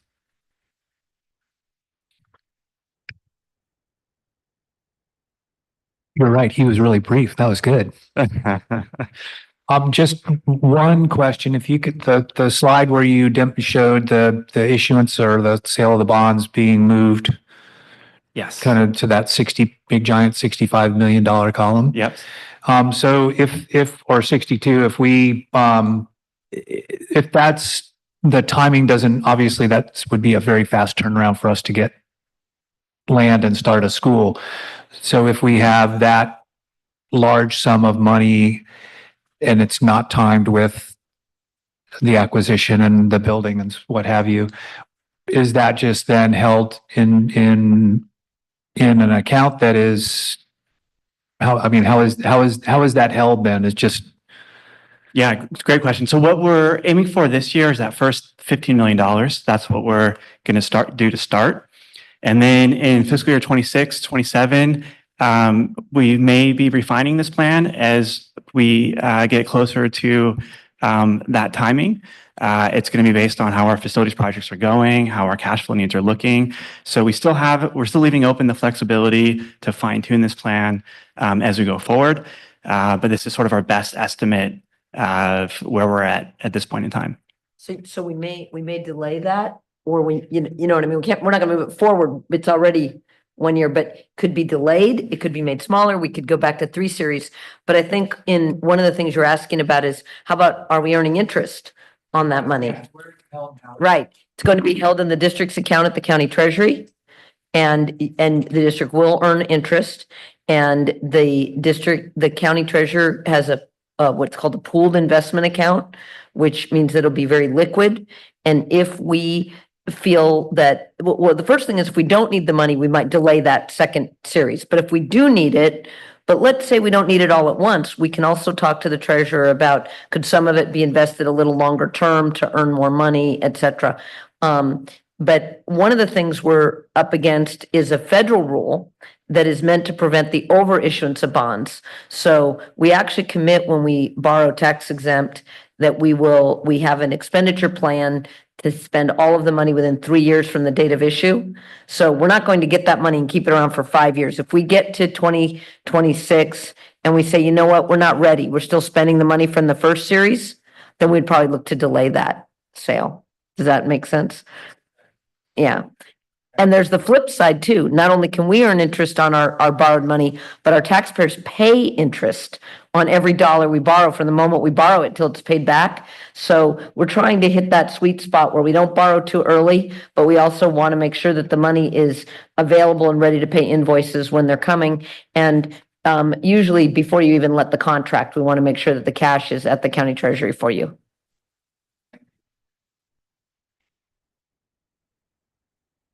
Any other questions or comments?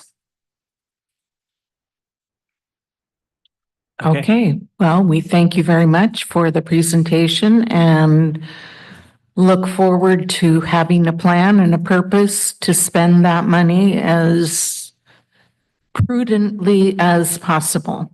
Thank you. Very good. Thank you again.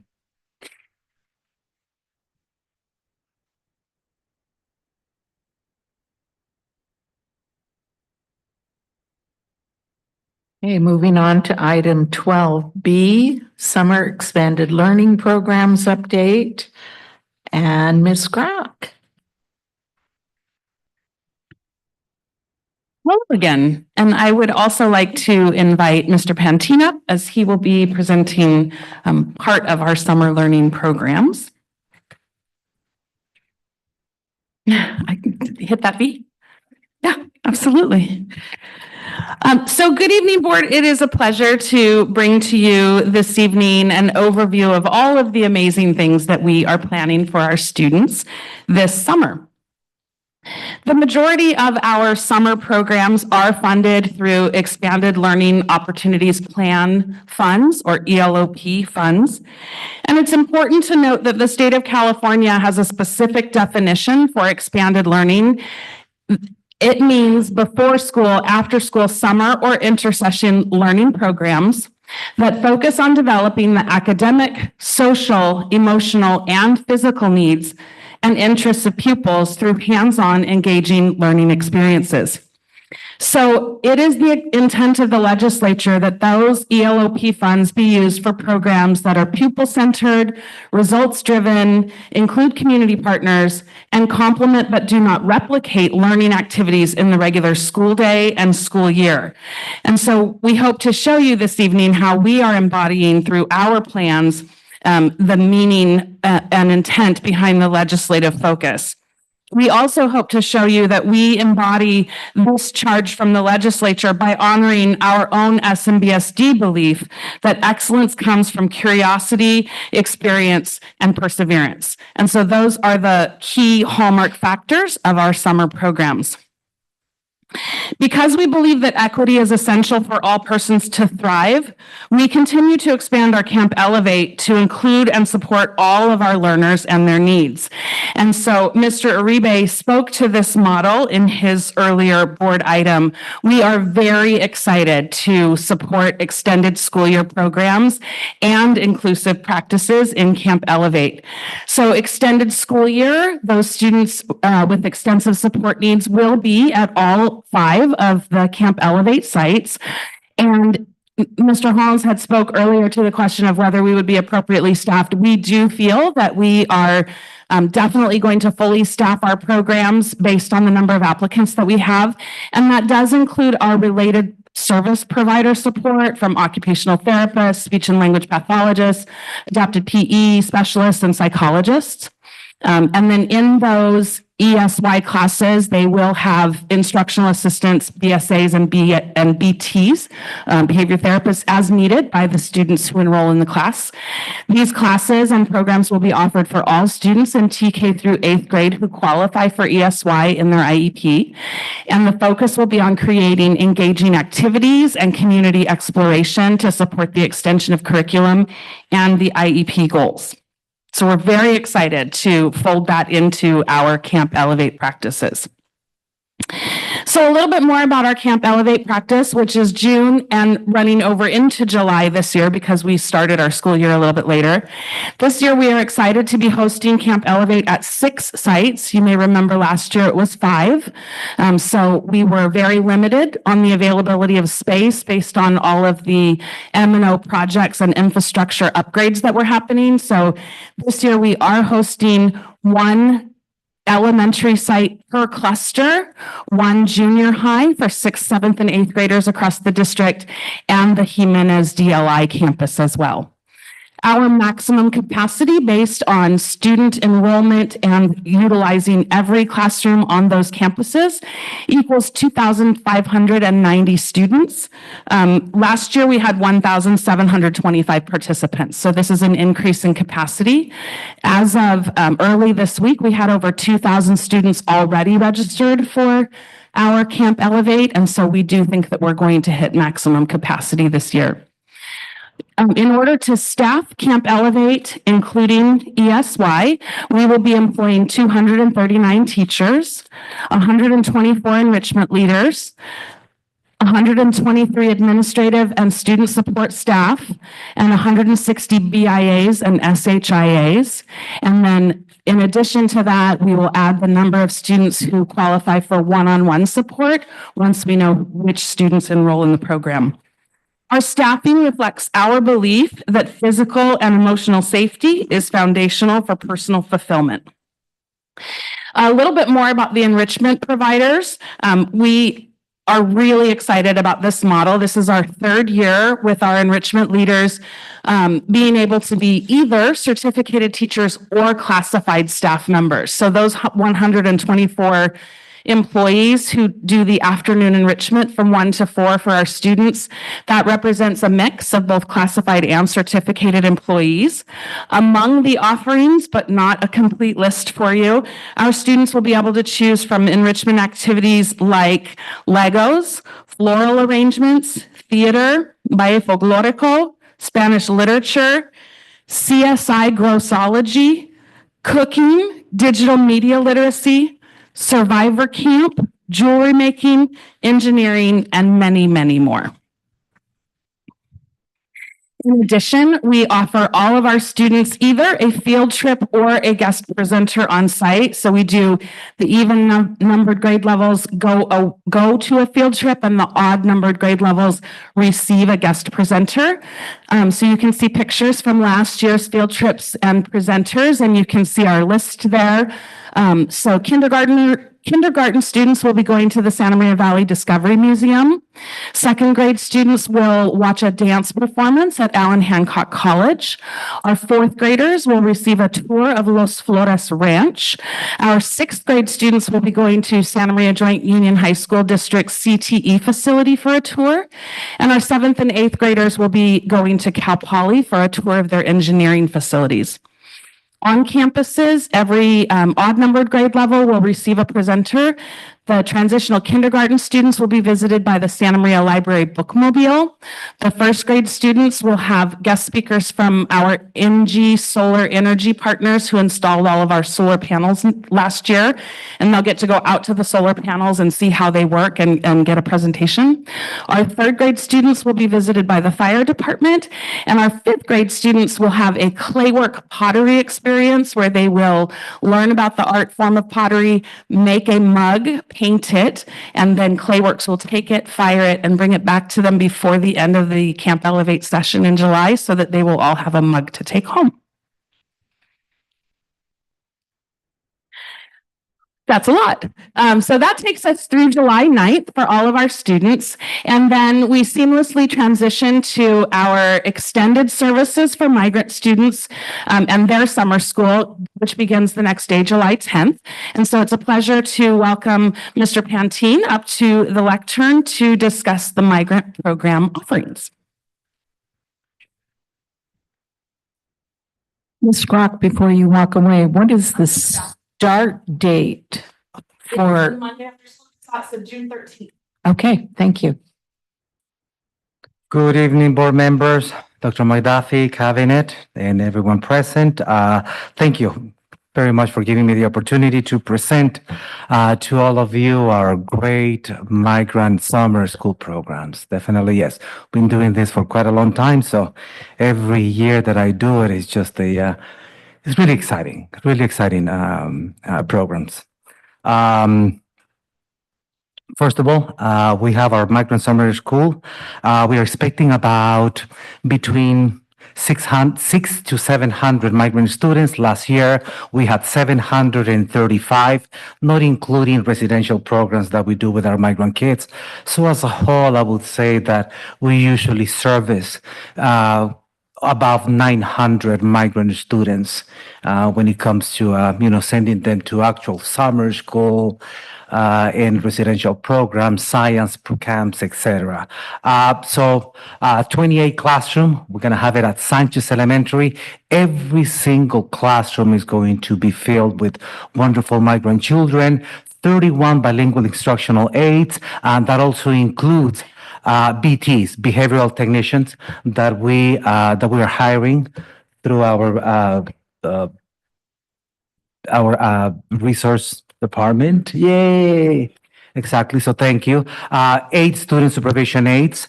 Something very important that I want to mention about those student supervision aides, and they do a wonderful job.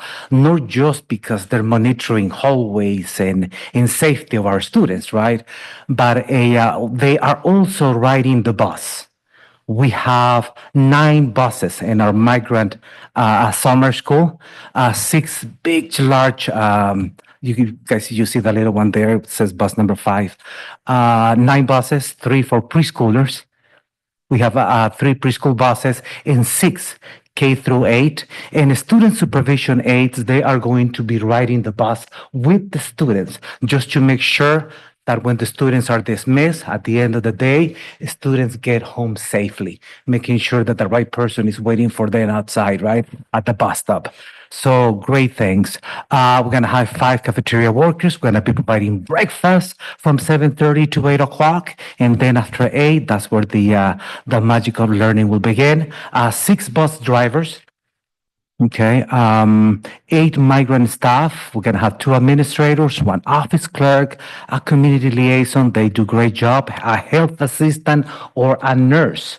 We're gonna have on campus 2 custodians, 32 crossing guards, and 2 family service agency therapists will be on campus as well. Yes, that is for our migrant Saturday school.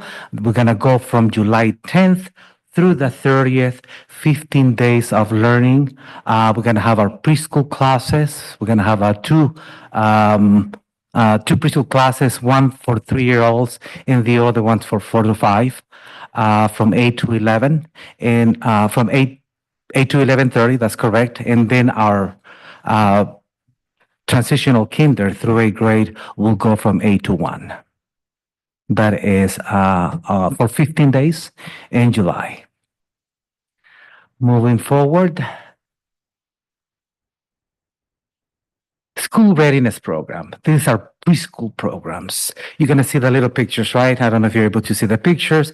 Virtual preschool classes for our migrant students. We're going to have 3 classes from June 16th through the 27th. 3 classrooms. We're going to have 3 teachers. Each classroom has 2 bilingual instructional aides to keep the ratio for preschools of 8 to 1. Classes will take place on Mondays and Wednesdays from 3 to 5 o'clock in the afternoon.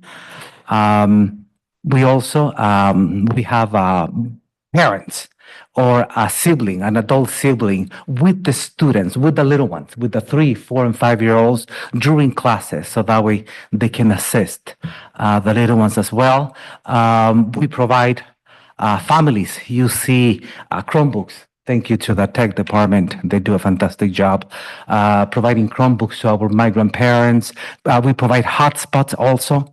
Many of our migrant parents have difficulties with internet accessibility, so we provide hotspots for them. And also we give instructional materials with lessons. right? So the same instructional materials that are given to the little ones, to the families, are also given to the teachers. So they both have exactly the same thing inside the backpacks. So same lessons, so teachers are able to provide, to implement classrooms on Mondays and Wednesdays. Moving forward with our migrant summer programs, we have residential programs. 100 migrant students will be attending Camp Rancho El Chorro, which is in San Luis Obispo. 100 wonderful migrant 4th through 6th grade students will be spending 4 nights and 5 days learning about science, ecology, biology, astronomy. They're going to be singing songs, dancing, writing. So in that will take place on June 23rd through the 27th. We have mini core tutors. We have mini core tutors who assist with the implementation, the safety of our students. We also have a contract with Kern County Office of Education, and they also provide meals, they provide nurses, they provide teachers, just to ensure that our migrant children are well taken care of while they spend those 5 days, 4 nights at the camp. In addition to that, we have EPIC, right? The Engineering Possibility and College. That's another wonderful residential program where 40 migrant students are going to be staying at Cal Poly for 5 days, 4 nights, July 29th to July 3rd. They are going to be exploring and learning about 13 different fields of engineering. They're going to be building. They're going to doing experiments. They're going to be following the model of learning by doing at Cal Poly. So again, professors and Cal Poly instructors will take care of our wonderful migrant children while they are there. They have nurses as well. Our migrant students are well taken care of 24 hours a day.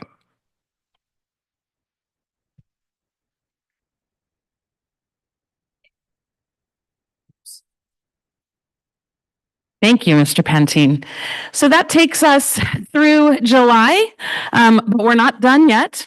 So we believe that a unified community inspires hope and faith. And so therefore, our summer offerings don't stop at the school gate.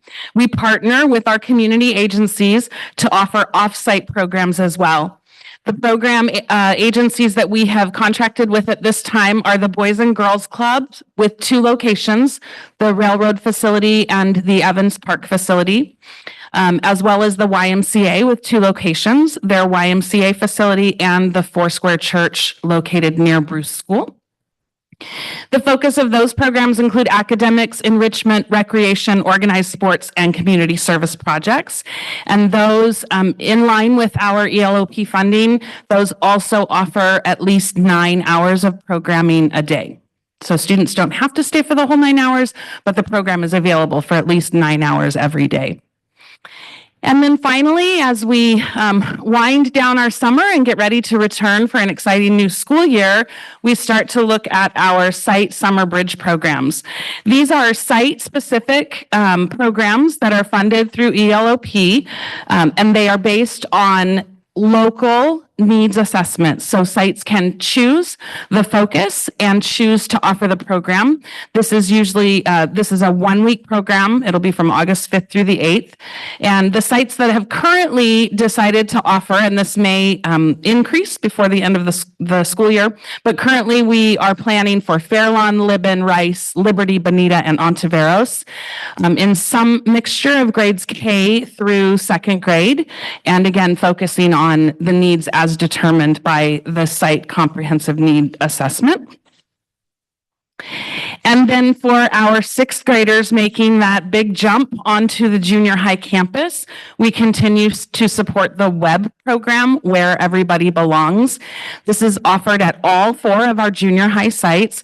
This is hosted by 8th grade leaders. You met some of those tonight, and it is open to all incoming seventh graders. So the focus of this program in the summer is to transition and welcome sixth graders and make them feel comfortable. Web is a 1-week offering in the summer, but it is a year-long program that focuses on community involvement and having students feel a sense of belonging. So we hope that this presentation has given you joy and excitement and anticipation for summer programming, while also demonstrating our commitment as a district to our objectives. We know that this summer, every student will discover who they are, their passion and purpose through meaningful educational opportunities, as we've discussed. We know that every student will be empowered with self-determination to have ownership and joy in their learning. And we know that every student will be prepared for limitless possibilities and achievements using their unique gifts and talents to develop skills to reach their maximum potential. We're so excited to offer summer programming, and I would be happy to answer any questions that you might have at this time. Any questions? I'm curious if you can expand on the role of language, if any, during these programs. We know we have a lot of our families that have expressed interest in the preservation of indigenous languages. We heard our students today speaking, Tagalog as an example, right? Spanish, right? Our families are concerned about losing their home language. So what, if any, is the role of language expansion, language practice, language retention for these programs? So in our morning academic program offerings, we'll be focusing on designated and integrated English language development, fostering that bilingualism or multilingualism for our students. In the afternoons, as I said, our enrichment programs offer quite a range, including some Spanish literature offerings, as well as some native language Spanish. Those programs are based on what our providers would like to teach as much as what our students would like to learn. So we try to find that balance between the two. We do continue as a department and as a district to explore ways to enhance and expand our heritage language programs. And so I look forward to bringing to the board some opportunities in next year's expanded learning programs after school, and then folding those over into the following summer. Yeah, I appreciate you all incorporating some of that, because that's something that our families are continuously asking about. And so the more we can expand that, partnering, right? We know we have partnerships with organizations here locally like MyCop, who are maybe more in touch, right, with maybe indigenous language speakers, because I know that that would be something that our students would really benefit from. So I definitely would have liked to have seen that here now. But if that's not possible now, I definitely want to see it for next year. Yes, we will continue to focus on that, and I will bring you more next year. Thank you. Yes.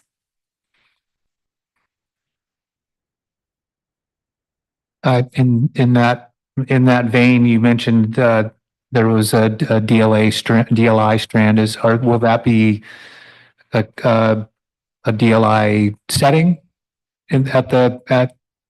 at Jimenez? Yes, so that will be the DLI program. The DLI students at Jimenez will attend summer DLI Camp Elevate at Jimenez. The non-DLI students at Jimenez will attend Camp Elevate at their cluster school, which is Liberty. So at Jimenez, there will be TK through 8th grade DLI students, and that entire program will be DLI. And we focused this year on the continuity of the program, and then also ensuring that most or all of our PM enrichment classes would also be delivered by bilingual instructors. So it'll align with the remainder of or the other campuses. It'll just be a DLI strand. Correct. Same schedule, same field trips, same student supplies, all the same experiences, but under the guidelines of a DLI program. Okay, great, thanks. And then for Mr. Pantin, I had a question with regard to the migrant portion of this. Sure. Are there going to be? You said that there's going to be BTs at the sites. So does that mean that there are going to be inclusive practices with the migrant program as well? Behavior technicians, you're talking about the two behavior technicians that we're going to have Are on there going to campus? are there going to be inclusive practices with the migrant program as That's well? correct, yes, exactly. Okay. Yeah. I just wanted to clarify that because it wasn't delineated out. So it sounded like it, but I wanted to make sure. Yes, in fact, yeah, every summer school that we have had, we hire, in fact, we're having also an education specialist on campus that, even now when our migrants are to school, we have behavior educational specialists, and we also have behavior technicians that we pay with migrant funds. Okay. In order to help those teachers, to provide assistance to teachers with the students with IEPs and so forth. Yeah, I really appreciate that. I just wasn't sure from, it sounded like it, but I wasn't positive. And then I was out of curiosity, of all the students that qualify for migrant services or are classified as migrant, how do you delineate out or create a situation where as many of those guys can participate as possible? Because I mean, if you've got 140 students, that sounds like it's a pretty small percentage of our kids, or is it not? Yeah, matter of fact, we have about 2,200 migrant students. When you keep in mind that 4th through 6th graders will be attending to Camp Keep or the Science Outdoor program, we invite all of them. And, 100 out of the 100 students, most likely all 100 will attend, but because of the time, keep in mind that our migrant students, they come and go.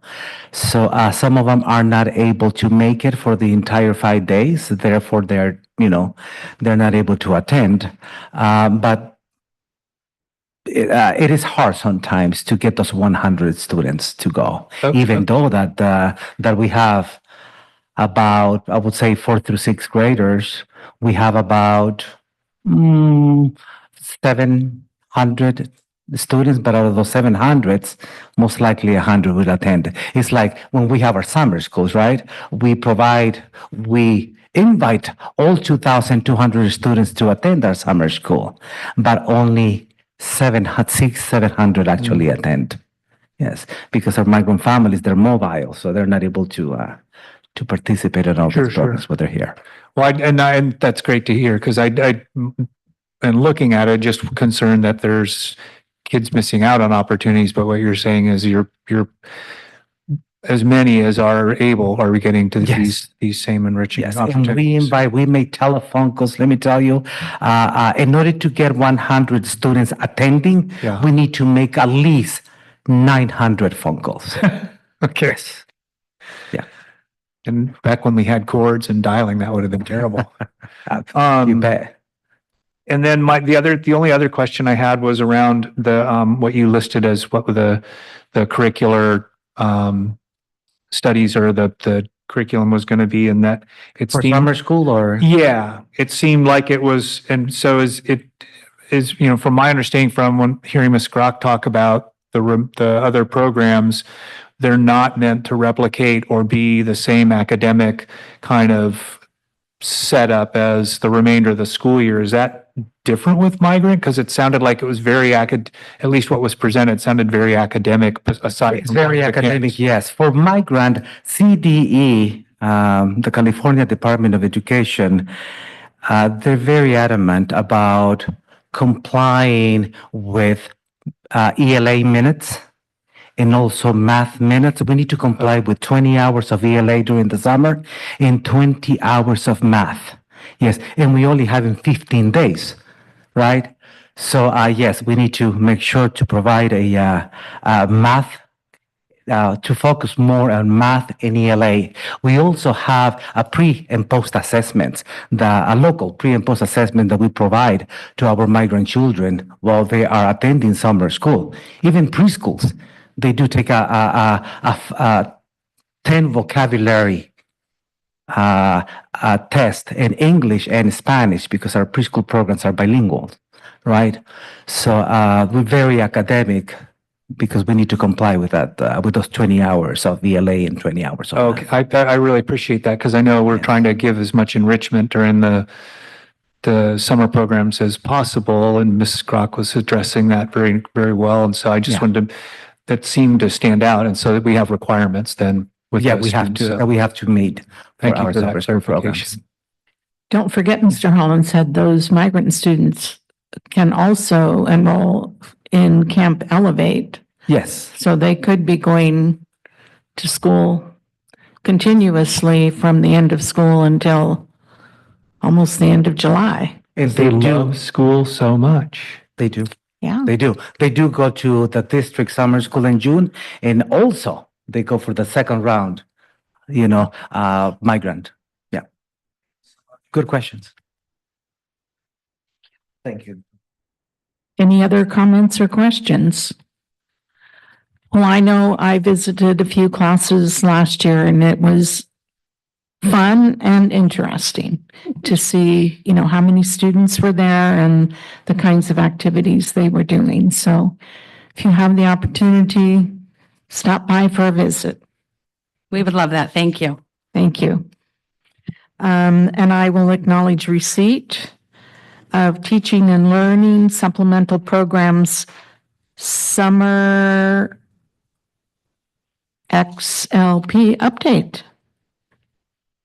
Extended, I don't know what that is. Thank you. And on to item 12C, residency and teacher induction program update. And we have Dr. Salcido along with her partners. Ms. Cordero, if I may? Yes. I think some of the students are here. Is that correct? The folks toward the back. So instead of being the cool kids in the back, could y'all be the cool students in the front? Because you all are our current and future superstars. So please come and join us toward the front, please. Thank you. I really appreciate that. Glad you said that because I don't have my glasses on. I couldn't even see that. Yeah, yeah.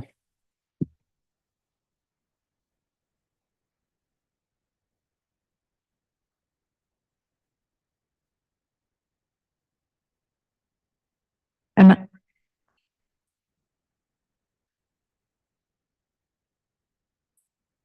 Sorry, it's my I first think time. these are the ones that are graduating that we are seeing here, right? Nod your heads. They Okay. are, they actually were in class tonight, so I just pulled them over because they have class here 2 nights a week. So thank you all for taking time out of your class to join us. I thought it was really important for you to see who is in our program and who will be in our classrooms next year. So thank you.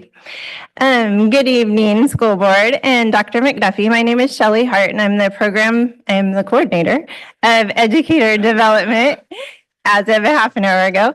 And Dr. Salcido sincerely apologizes, but she had an emergency at 5:00, right on our way to dinner, so she will not be with us tonight. But I have invited Elena Charonis, our Pathway to Teaching TOSA, to be my emotional support person. So, we're here to talk about our Pathways to Teaching program and our induction program. They're both examples of how we grow our own in Santa Maria Bonita.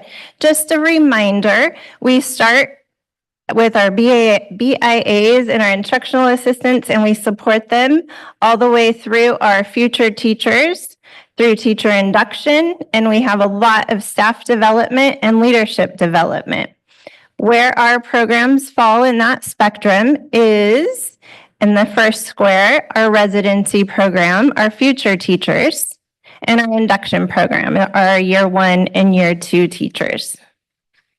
To start with our residency program, it was designed to support those in our community who wish to become teachers.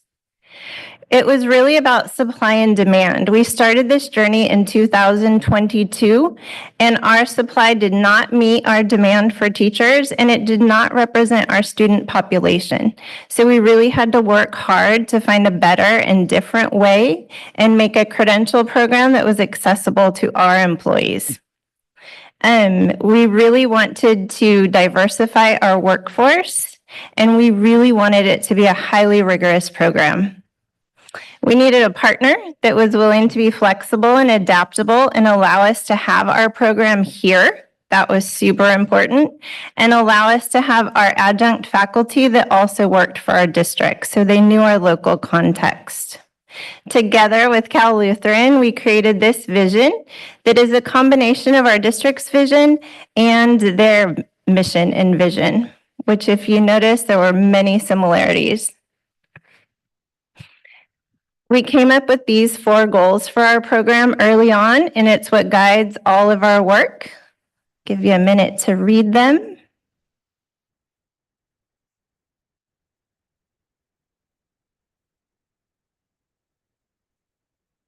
And we also needed money. So we wrote a lot of grants.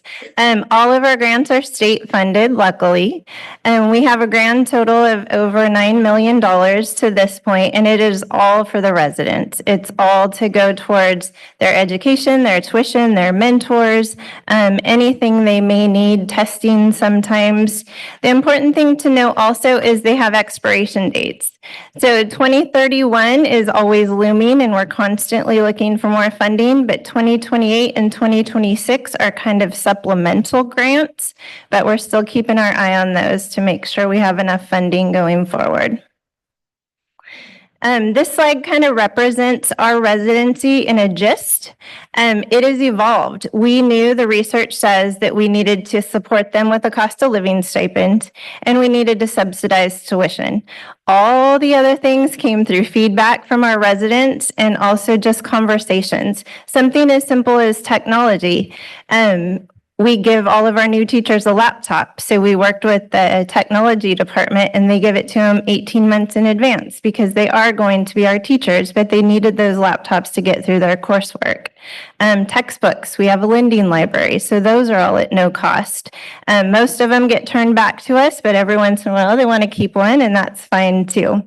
And if you notice, it is an entire district support, from health benefits to technology. It takes our entire district to pull off this program, and we're super grateful for the collaboration. Going back to our goals, one of our goals was to diversify the teacher workforce. Cohort 1 had 8 residents, all residents of color. Cohort 2 has 19 residents, 18 residents of color. And cohort 3 is a mix of multiple subject and ed specialist credentials, and we have 17 residents of color of 19. So I'd say we're hitting that goal pretty well.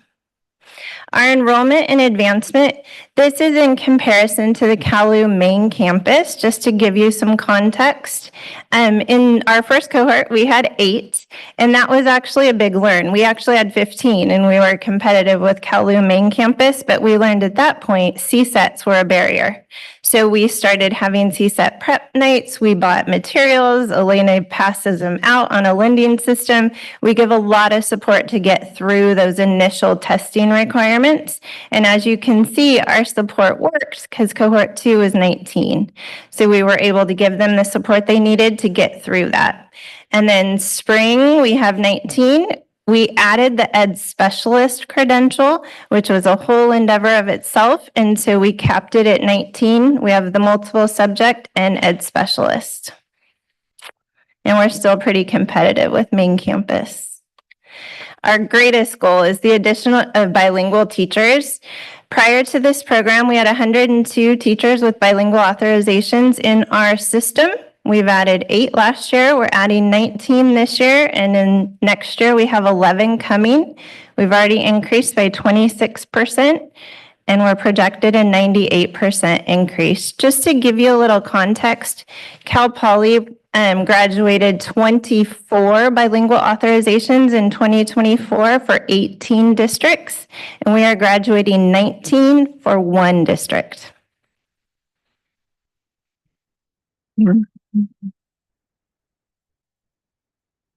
We have been around the nation presenting. We've been featured in many articles. Hopefully you got your little yearbooks that we left for you. But nothing is the same as from hearing from our residents. So as we've gotten to know our residents, each of them have their own individual story that are just so heartwarming. But tonight we would like to focus on two. So if I could please call up Johanna.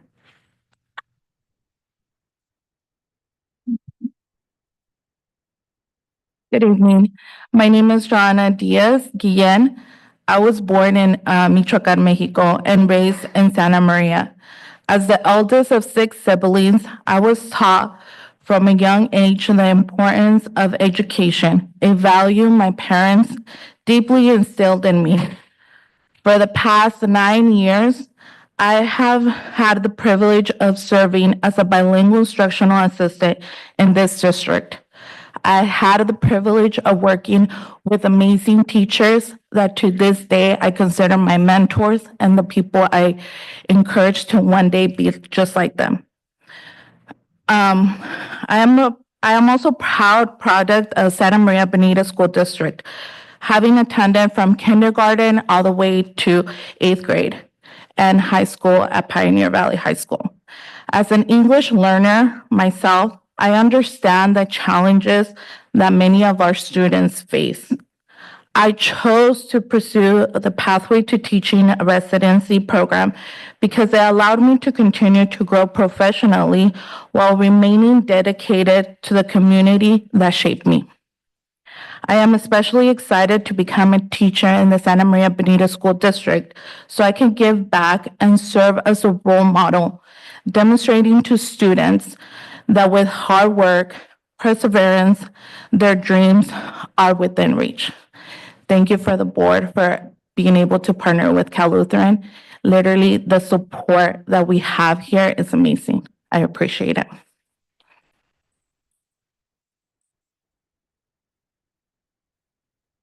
And then our last resident tonight will be Samantha Santos.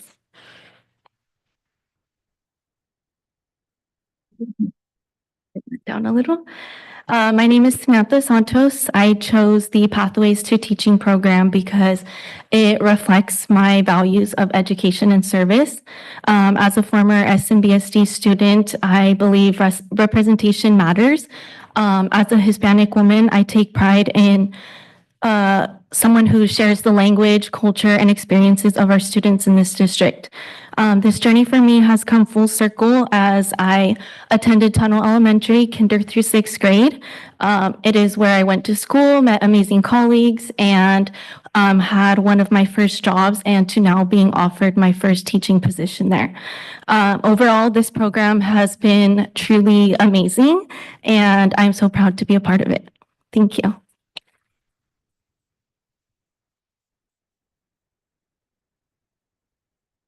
Are 17 other amazing humans, as you can see. So if we could just give them all a round of applause.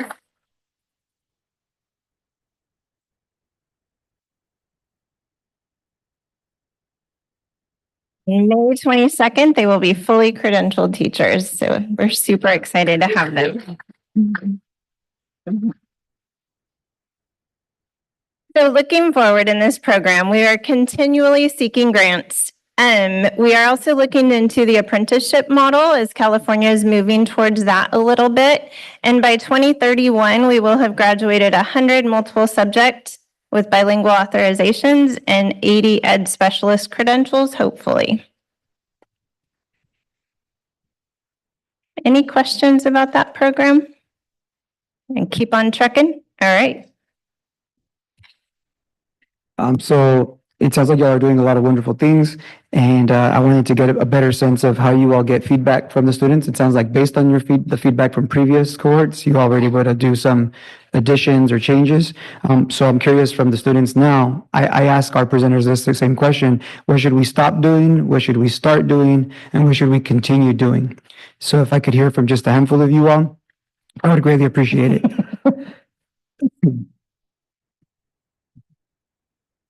They continue the support that we've been given in this program.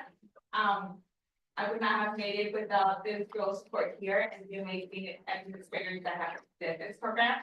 So I'm hopefully thanking our professors. So continuing that for others has been amazing. It's helped me so much, and I'm very proud to be part of this program. Thank you. Anyone else? This is like the classroom. It's just thinking time, right? You got to allow the students time to think. I would love to hear from at least two more of you if possible. I'll say just the support has been nonstop. At the beginning, they always said, "You're not alone, don't feel alone." And it was very scary at the beginning. But I never felt alone, and I was borderline not gonna make it one day with my C-sets, and Alina pushed me and worked with me, emailing back and forth, and I made it on the very last day of the due date. So it's just been, like they said, they broke through that barrier of passing the test and being able to help us push forward, and it's definitely worth it. That shows how large our cohort is. Thank you.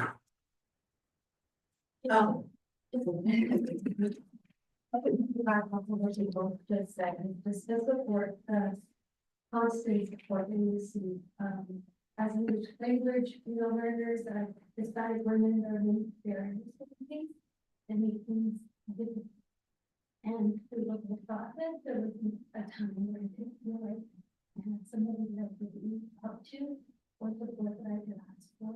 And I'm just really grateful for the opportunity. Thank you.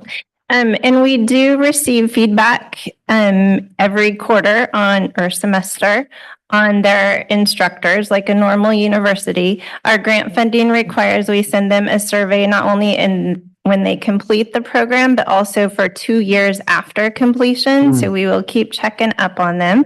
And then Elena is their adjunct for an entire year. So she sees them 1 day a week, and we get that immediate feedback. I receive a lot of emails from them. They receive a lot of emails from me. There's a lot of communication, and we visit their classrooms. It's very normal and very important that that's why they're part of this community. So, all right. I just want to, sorry, go ahead, Jeff. No, I just was going to say, I appreciate the fact that you drew out that you're asking them a couple years down the road, because I know, ladies, you're going to, as a professional, there's going to be these formative thoughts that you go, oh, we could have done this. And so your feedback is going to be, as professionals down the road, is going to be super important to those next cohorts, so that support that you're talking about now continues to become more and more robust, but also more specific to what your needs are and what you find out after you're done and you're in the classroom. So I appreciate that you've drawn that out, and I appreciate whatever we're going to get from you guys so that we can continue to make this a really robust and meaningful program. So not putting anything on you, but that's going to be great information we get from you guys. So, and to extend that, I appreciate all of you very, very, very much for engaging in this endeavor and serving and being here for us and for our kids. It's amazing. Thank you. And I would just like to add that I really appreciated the sharing from you all. You talked about your ability to empathize with our students as English language learner students yourselves. I appreciated you sharing where you come from, like Michoacan. That's where my jefito's from. I appreciate you all sharing how you want to be role models for our young people. You all stepping into that role and already seeing yourselves in that way, I think is super outstanding, because, the young people do look at you like as superheroes, because you are. You're real life superheroes, not like the fake ones on TV. And then you talked about how representation matters. And I cannot emphasize enough, I have the privilege of being that for my students, or at least that's my goal. And the feedback that I get from them is that it made a big difference, especially to our young men, because as we can see in this cohort, our Latino men also need to step their game up in terms of being a part of these cohorts. So I encourage you to bring some along, because you are setting the example. And I appreciate you sharing how you share the language and the culture and the struggles of our students. This is what, in just a moment after you all are done, we're going to get the research around why it's so important to have more educators of color. And it's not that white educators don't matter or educators of other backgrounds don't matter. It's that we matter just as much. And there's actually indicators that show that we actually help our students academic performance when they have at least one educator of color in their life. Now imagine if they have 1, 2, 3, 4, 5, 6, 7, 8, 9, 10, 11, 12. It just grows. And so I also appreciate the sharing of like the vulnerability, right? That you might not have felt like you could get through it alone, but having a critical mass. And we know from research that if you feel isolated as a teacher of color, you're more likely to leave the profession. But if you feel like you have a community, you're likely to stay in the profession. And I hope that all of you do. Welcome to the club. It's a super cool club to be a part of. You're going to love our students because I know you're already working with them. I know you already do. And I can't say enough how thankful I am of you all being here. It fills my heart with a great amount of joy. You are what our students have asked us for. You are what our parents and community members have asked us for. And so you're literally a dream come true for our gente. So thank you so much. And we didn't talk about this, but it is a cohort model and we're getting into induction. And induction is a program that is the first 2 years of teaching. It's a state required program, but our first cohort of residents that graduated, I still tease them because they come to induction and they all sit together. So those cohorts really do matter. It's the support system probably for the rest of your career. So be thankful for each other. All right, so teacher induction program.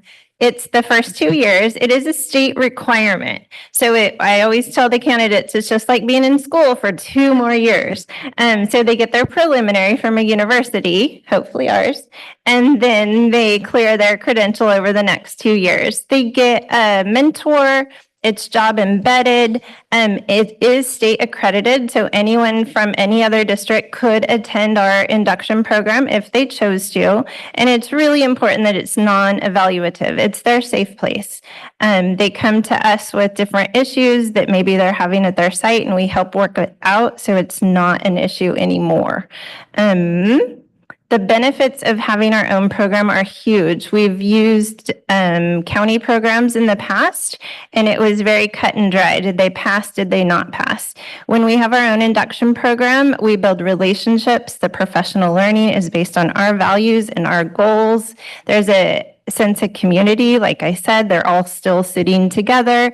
And starting with New Teacher Week, they build relationships and friendships early on that will sustain them throughout their career. Our enrollment, starting back in 2022, we had 70 year ones, and we were not yet accredited for year 2, so we still had a relationship with SLO County to have our year 2s, which is the 21 UC. And every year on average, we've had about 100, which is not a small program. Santa Barbara County only has 250. So it's a pretty significant number for our little district. Part of the induction experience is professional learning, personalized coaching, and a lot of site visits. We are constantly in classrooms so that we know their needs, we have their relationship, and we can be their person when they need it. We also have the New Teacher Conference once a year where we have a speaker come in and address some of their needs. And it really is about the personal connections. I generally sit in on their interview and follow them all the way through the end of their second year. The journey to accreditation is long and a bit torturous, but it did start in 2022. In November, we have our first site visit. So we got provisional accreditation in 2022, and then they let us practice for 3 years. And then they come back in November and make sure we're doing it correctly. In November, we will have a CTC visit, 17th through 19th. It's 3 full days of interviews and documentation, and it's a full review of our program. Cabinet will be interviewed. You may be interviewed. We're a little anxious about it, but so far our CTC representative has had nothing but positive things to say. I was the one that wrote the program originally, so it's pretty easy for me to make updates, and I'm super grateful for that. So I don't anticipate any problems. We'll see. The takeaways from this presentation are really that we have 2 significant programs. Our Pathways to Teaching supports teachers or supports members of our community who wish to become teachers, and our teacher induction program supports new teachers for the first 2 years of their career. Both programs align with our strategies to help recruit, support, and retain high-quality people. And we could not do it without our team, our educator development team, Elena Taronis on the left. She is our Pathways to Teaching TOSA. She is all things to the residents. Gabby Jimenez on the right is our induction TOSA. She is all things for year 1 and year 2. And Jessica Parra and Ashley Brown in the middle support both programs through mentoring, following our budgets, helping me with all of the budget reports and grants. And then Jessica has the honor of filing for their clear credential when they're all done with induction. We would love for you to come celebrate with us. We have some big events coming up. May 22nd, Cal Lutheran Credential Ceremony in Thousand Oaks. It's at 5 o'clock if anyone wants to make the trip. We have our induction colloquium, which is the end of year celebration for the end of year 2 new teachers, Santa Maria Inn. It's a requirement and it's super fun. We do a little exit interview with them. And then new teacher week. You're always welcome. Location to be determined because Libin is getting new floor tile, but hopefully we make it in there just in case. All right, any questions? Kelly is 5 o'clock. Yep,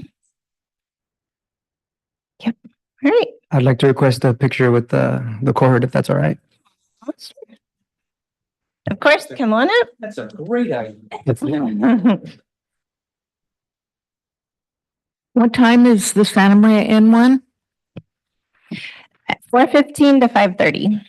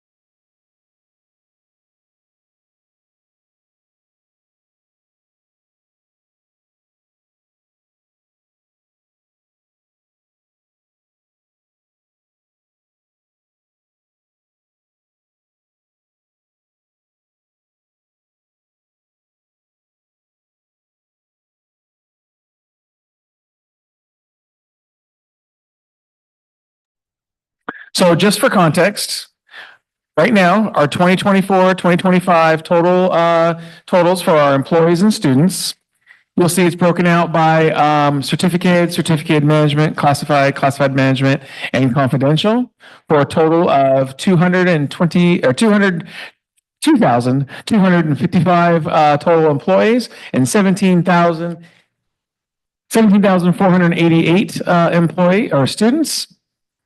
That yes, some of those are future employees, absolutely. So our next slide here talks about so this first of all, this slide represents data from where our students self-identified themselves. This data is pulled from DataQuest, and the thing to remember about this data is that this data is all students self-identified themselves in terms of their demographics.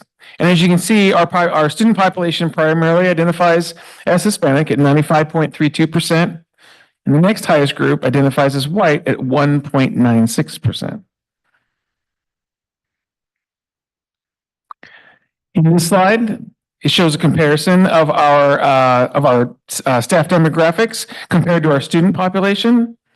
And as you can see, it shows that our certificated staff and our classified staff, when they're compared to students, and specifically in the areas of Hispanic and white, and you can see the discrepancy between our students, our certificated staff, and our classified staff, and also in the area of our white staff and both certificate and classified in comparison to our students. So with that data, you can see that our classified staff, going along with the research, our classified staff certainly we are more in alignment in alignment with our student demographics than we are with our certificate staff. So we really kind of try and focus on what can we do to help bolster and foster and grow, in the area of our certificate staff. So looking at our certificate staff over a 5-year analysis, you can see that specifically in the areas of Hispanic, identified as Hispanic, that we have been making steady progress over the last 5 years. And we've had mixed progress mixed growth in other areas as well too. Again, as we go out and we recruit, we cast, or it's important for us to cast a wide net to be able to diversify our applicants overall.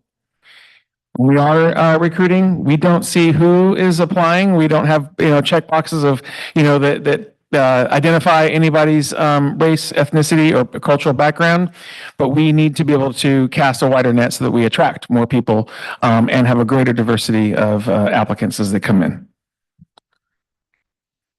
This next slide highlights the consistent increase in the number of teachers as identified as Hispanic. So it's just another display of the data from the previous slide. Over a 5-year trend, sorry. And then this slide shows our gender demographics. And again, this is information that is, as it's pulled from the data, identifying as male and female, and we were able to pull it and break it down for certificate management, classified management, and also just in a total.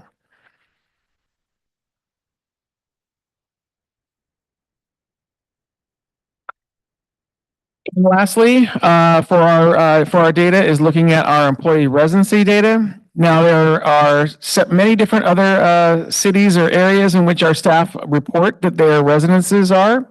But I pulled the top 11. After Oceano, it gets down into single-digit numbers in terms of where our staff reside in. We have somebody who reports that they reside in Torrance, which is down in LA County. So, I mean, we have people from all over, but these are our top 11. And you can see that Santa Maria is overwhelmingly where the majority of our staff is from, and it's ranked by the totals, the grand totals. Any questions for the end, or can I ask no? Any questions for the end, or can we ask? I do have an opportunity for questions at the end. Absolutely, yeah. So, whatever you'd like, yeah.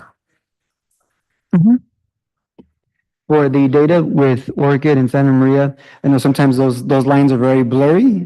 Technically, Orchid is a part of Santa Maria, right? And so are we certain that that 50 represents people that specifically do live in Orchid as opposed to people that might have Santa Maria air code, but also happen to live in Orchid? Do you know how certain that is? We're as certain as it is reported to us and as the, I'm assuming the US Postal Code will allow it, right? And so this is based on what the employees report to us, is in terms of when we gather their information, when we do onboarding and hiring, where they report to us what their address is. Gotcha. So those 50 folks are certificated staff saying, I live in Orchid. Correct. And then the 495 are folks saying, I live in Santa Maria. Based on what they report to us, yeah. Thank you. Yeah.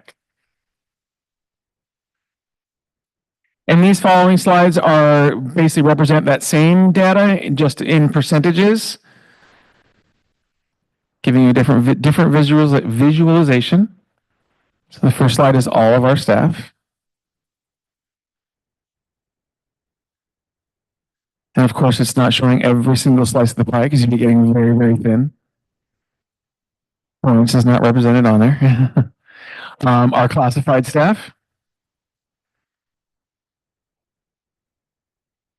Certificated.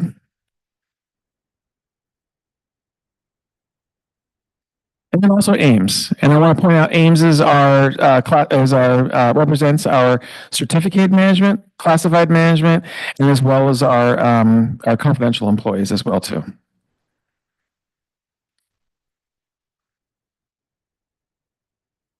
And being that we had 3 confidential employees, it was better to include them with names.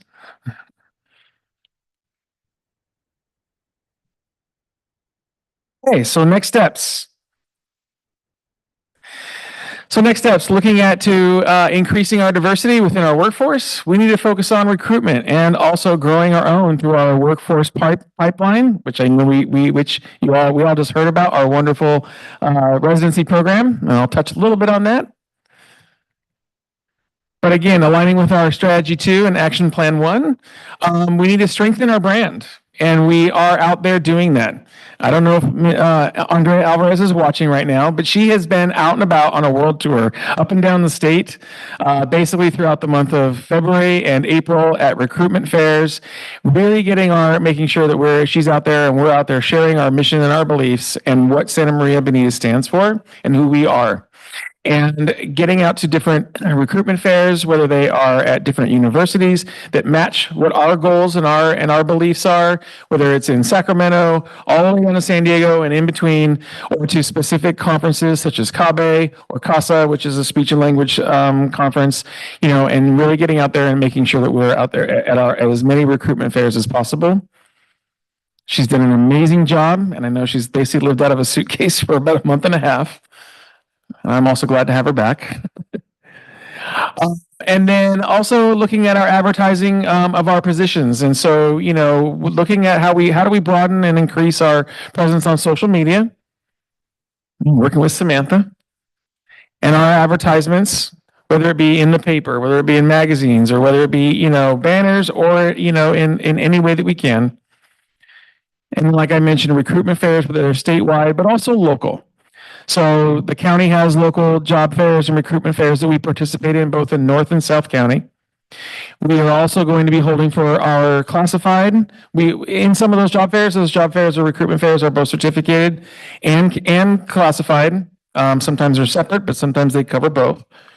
But in the area of especially our local, really focus, we will be bringing back, I say bringing back because we didn't do it last year, but bringing back our Santa Maria, specific to us, our Santa Maria classified recruitment fair that and that'll be, dates are being planned for the end of June for that.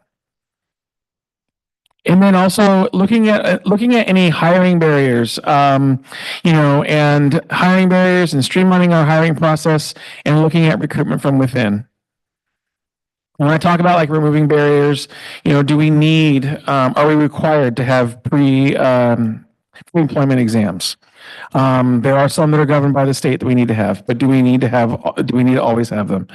And we have to work with our labor partners in some of those arenas as well too. Streamlining our hiring process, been working very much with IT in terms of frontline, making our application, easy to use and making sure that all of those forms and everything are easy for our applicants so things don't get lost or all of the resources are there for them. And then lastly, recruiting from within, which leads me to my next slide, which is our growing our own.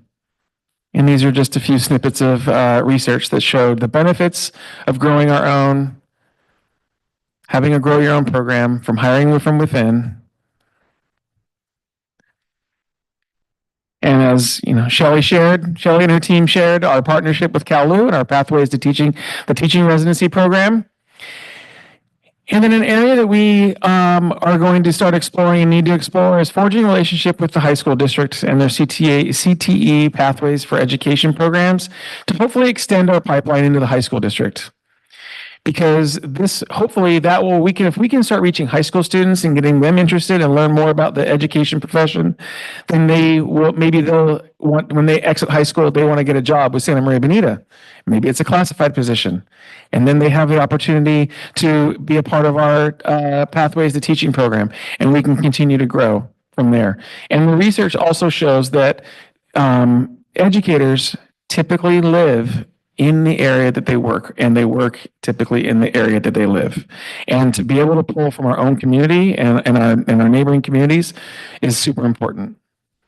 So being able to reach our students in the high school stage and get them into our district as employees will help our classified recruitment, and hopefully also down the way help our certificated recruitment as well too. And with that, any questions? Just one. So if you said that we are trying to recruit within or close by, but also statewide. Is there any effort to go outside of the state and adjacent states? And as part of that question, is there reciprocity for credentials across state lines, or is there a national? I know that for being a PT, for example, for me, there's reciprocity among states. If I pass and get my license here in California, adjacent states I can go to, but I probably wouldn't be able to go to Maryland without taking their credentialing. Is it similar for teaching? California has its own requirements, and so the CTC takes a look at out of state credentials and looks to see what they can do. Sometimes there might be a couple other courses, but sometimes it can just cross over. It really depends on what state it is. For example, Arizona, I think it's Grand Canyon University. There's some reciprocity there, but then I know that we have somebody who was coming from. They took an online program that was through the state of Montana, and it doesn't cross over very well. So it really kind of depends on which state it is. In terms of your question around looking outside the state, we haven't explored that yet, and that's definitely something that we need to take a look at.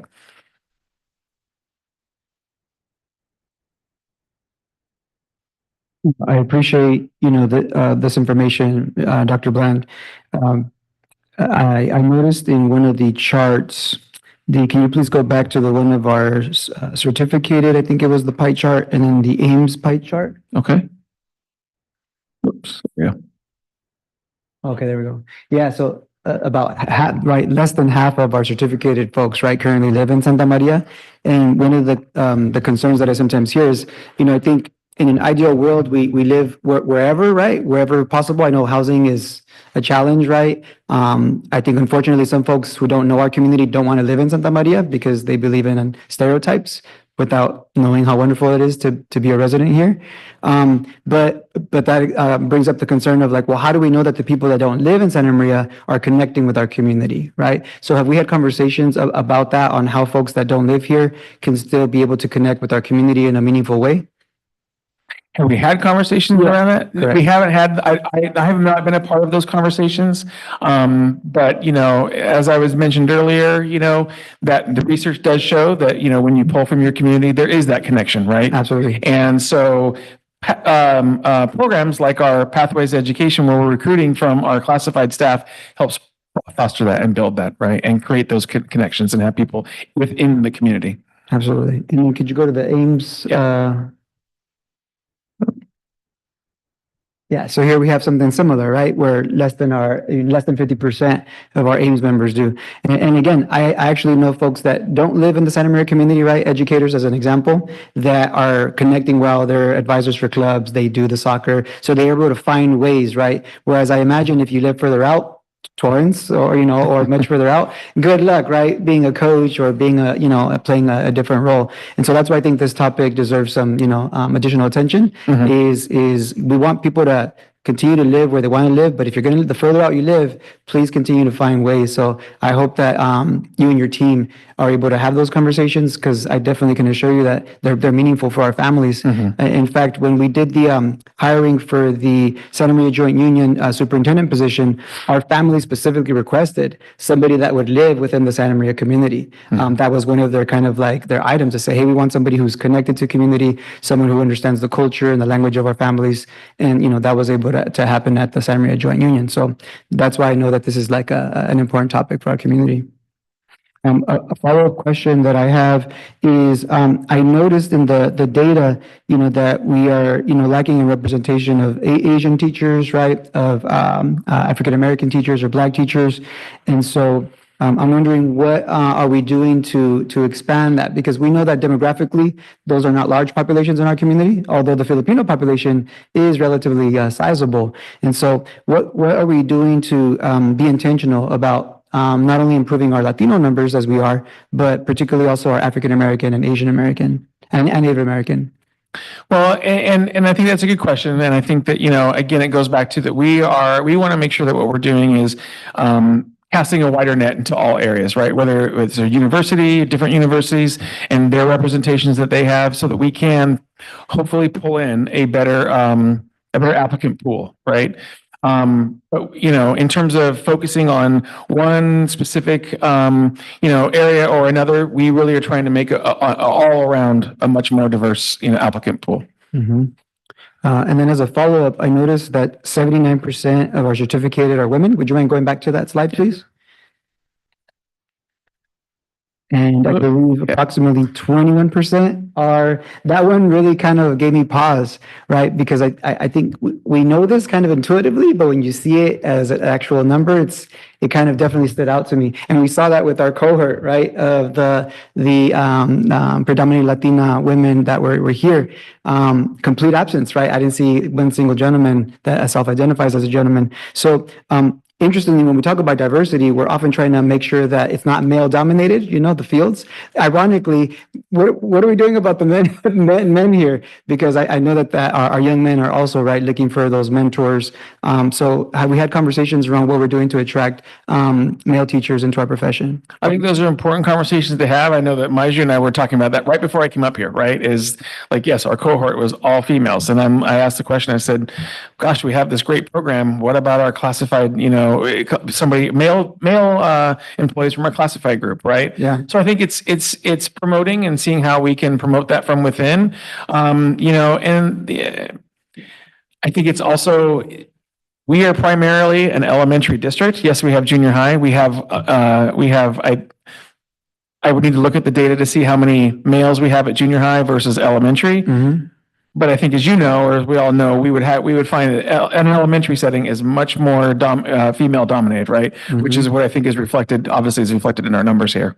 Yeah, I'm excited to have those conversations and to see what we can do to expand that. Like maybe within our teacher residency program, right? Like have a goal and say, hey, we will have, starting off with, let's say, at least 20%, right? And then at least have that as a goal so we can be proactive, right, in our recruitment. I noticed you had mentioned that we don't know the backgrounds of the applicants, correct? Whether they're white or Black or Asian. Is there a reason why we do not keep track of that data, or is it that we cannot track that data? We can't track that data, yeah. Okay. So we don't know the backgrounds until they apply and then they self-identify? Is that correct? Gotcha. We don't ask whether you're female, male. We don't ask, race, ethnicity, anything like that. We want to make sure that we have a completely fair and, level playing field in terms of our applicants, right? There's no biases. Absolutely. And that's it. It still makes it a little bit more tougher, right? To sometimes like target, right? Because we know we're lacking in African American and Asian representation. So one of the things that I've been advocating for is like reaching out to historically Black colleges and universities, right? We know that there's people that want to be teachers there. We know it's, pretty far. We know that most of them are, not located necessarily here on the West Coast, but it's an idea that has occurred to me because I think that would add, one of our students said he wants to go to an Ivy League.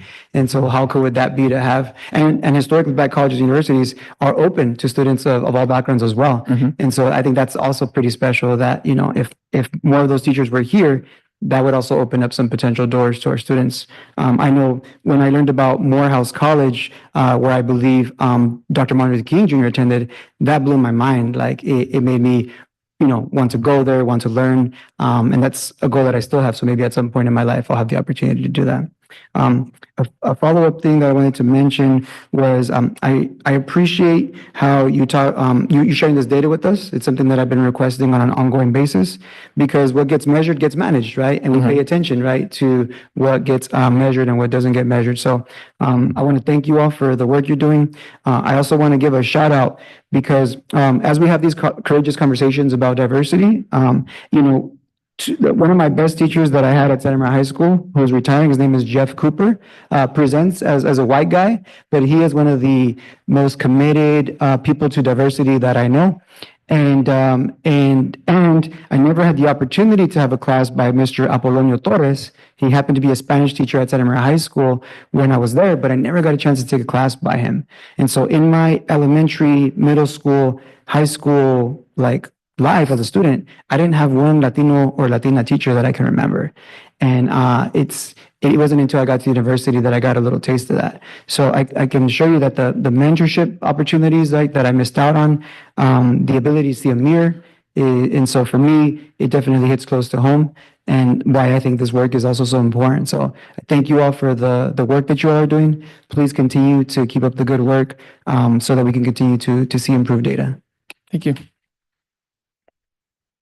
Just to kind of piggyback just a tiniest bit, I think the opportunity to begin to establish a relationship with the CTE and both at the county and at Santa Maria Joint Union is perhaps an opportunity where we can start to really illuminate what it is to be a teacher to young men in the community so that they see it as a viable and desirable profession and just that, a profession rather than I hesitate to say vocation, but to really differentiate and allow them to at a younger age to really start to engage with that thought process and what it means. I think that helps to break down some stereotypes that that you guys were talking about. But so I think that might be one of those critical ways we can kind of make interventions early and introductions early. So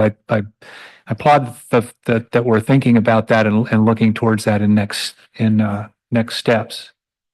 I was an male elementary teacher, and I didn't know about it until I should say know about it, but I didn't make my decision in my pathway until I was in college. But I already knew I wanted to, help people and work with kids, and but it wasn't something that had I known sooner, I certainly could have maybe started sooner. So I think it is important to get that message out as soon as we can, right? Yeah. Hi, can we see the gender slide again? Oh, sorry, I know I pulled it out.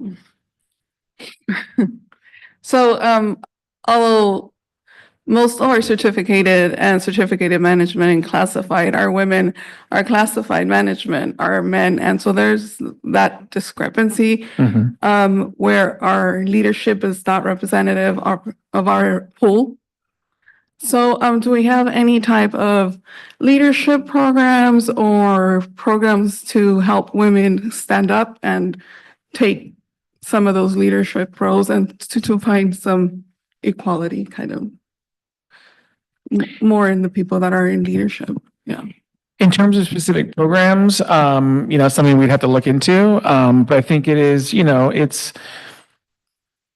it's diversifying from the perspective of our, of gender as well too, right? And so, and I think that whether it's classified or certificated, it really depends on the field in which you're pulling from as well too.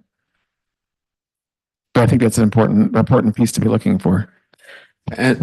And I'll just mention this in regards to what you're saying. It's the hiring of women in those positions. And I think one of the things that we need to be more aware of and continue to be cognizant of, and I've talked to Dr. Bland about this, is making sure our interview panels are more diverse, right? And that we have a lens that's not just from a male perspective, or whether it be in maybe business or some of those male-dominated professions that have been in the past, that we make sure that our lens is a lot broader than that. And we do, Dr. Benevi, thank you for sharing that. And we do. We are very intentional on who we who we have serve on our panels, so that we do bring that lens. Because and I say this, I know Andre Alvarez says this too, is that, and Patricia in our classified, but is that, every person on that every person on that panel brings their own lens and their own experience, whether it's personal or whether it's professional. And so when we're sharing and we're considering applicants, that they bring that lens and that viewpoint, so. Yeah, it's very important. I appreciate you sharing, Dr. McDuffie, the intentionality of diversifying the folks doing the hiring, because doing the interviewing, because there's a great book called "Why Are the Black Kids Sitting Together in the Cafeteria?" And it does a really great job of illustrating that point, that unfortunately, implicit bias, is real. And so we know that when there's a more diverse group of folks doing the interviewing, we tend to have more diverse applicants. And when the folks doing the interviewing aren't from a diverse background, then we get, pretty much the typical results, which are often white applicants, because people are more likely to hire people that, they can relate to, right? And so if they're not cognizant of that bias, the results are going to pan out. And we often see that happening. And again, I don't think it's malicious. Most of the time, it's not with ill intent, but the results still, unfortunately, do not advance in equity. So that's why I really appreciate that intentionality. And I want us to continue to keep that as an intention.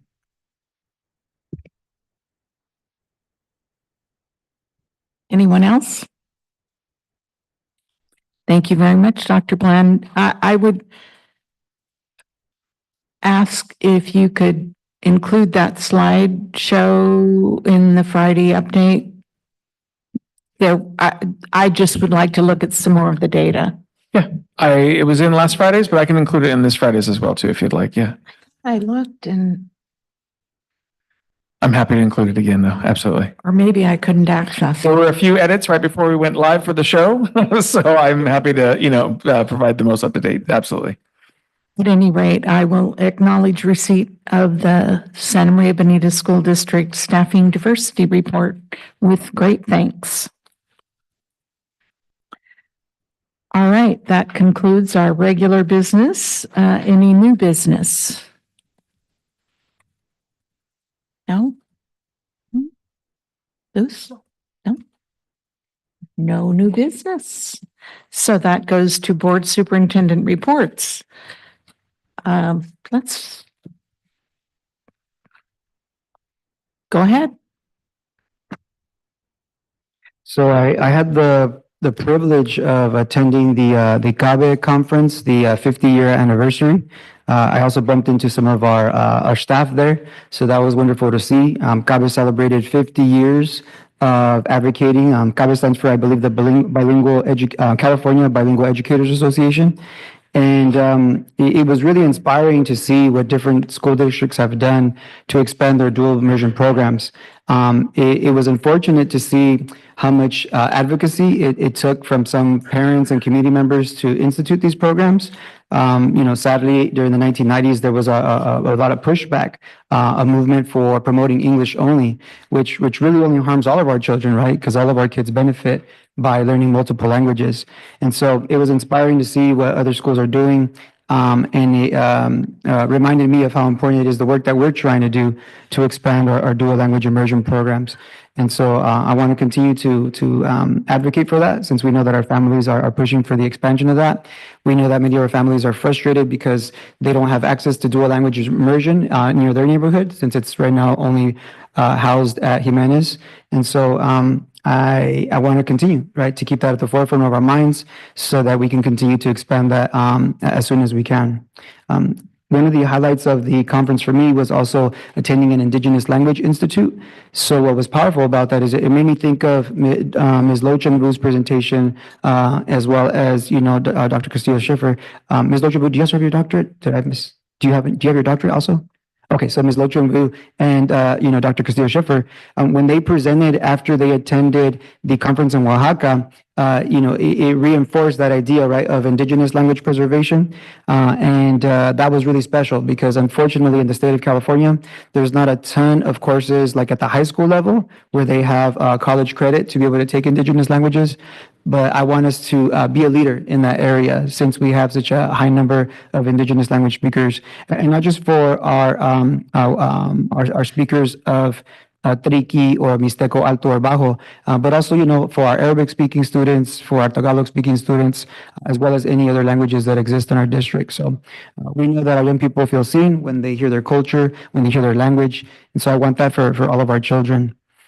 I also want to give props to our recruiters because I heard that we had folks there recruiting for our teaching positions there. So that's excellent. I'm really happy to hear that because that's where you're going to get a significant pool, right, of folks that we know have the certifications to be able to teach in these languages. I also happen to see that April 4th is National School Librarians Day. And it got me to thinking about how critical it is right now to have awesome librarians like we do, especially in light of book banning that has kind of existed in our country for a while. Usually book banners are never on the right side of history, so I tend to be very skeptical of folks when they try to ban books from our schools. And so I just want to give a shout out to our school librarians for the critical work that they do, exposing our young people to diverse literature, hooking our kids. I know sometimes our students aren't always hooked by what's happening in the classroom, but if they could find a good book that they're interested in, I know that can make a world of a difference. And so I want to give a special shout out for our school librarians. And then lastly, I want to take a moment to share some concerns that I have regarding school board member behavior. So starting after the first hour of our February 6th board meeting, I asked for specific amounts of pay for our superintendent and assistant superintendents. And I requested the actual amount of pay with the $1,700 bonus and the 1% increase. This is the same question that I asked last year, but this year the response I received from Mr. Hollinshead and Ms. Cordero was quite different. Ms. Cordero engaged in sidebar conversations on 2 separate occasions, meaning she's not listening to my questions or comments and is distracting me while I'm trying to speak, which is rude to the person speaking.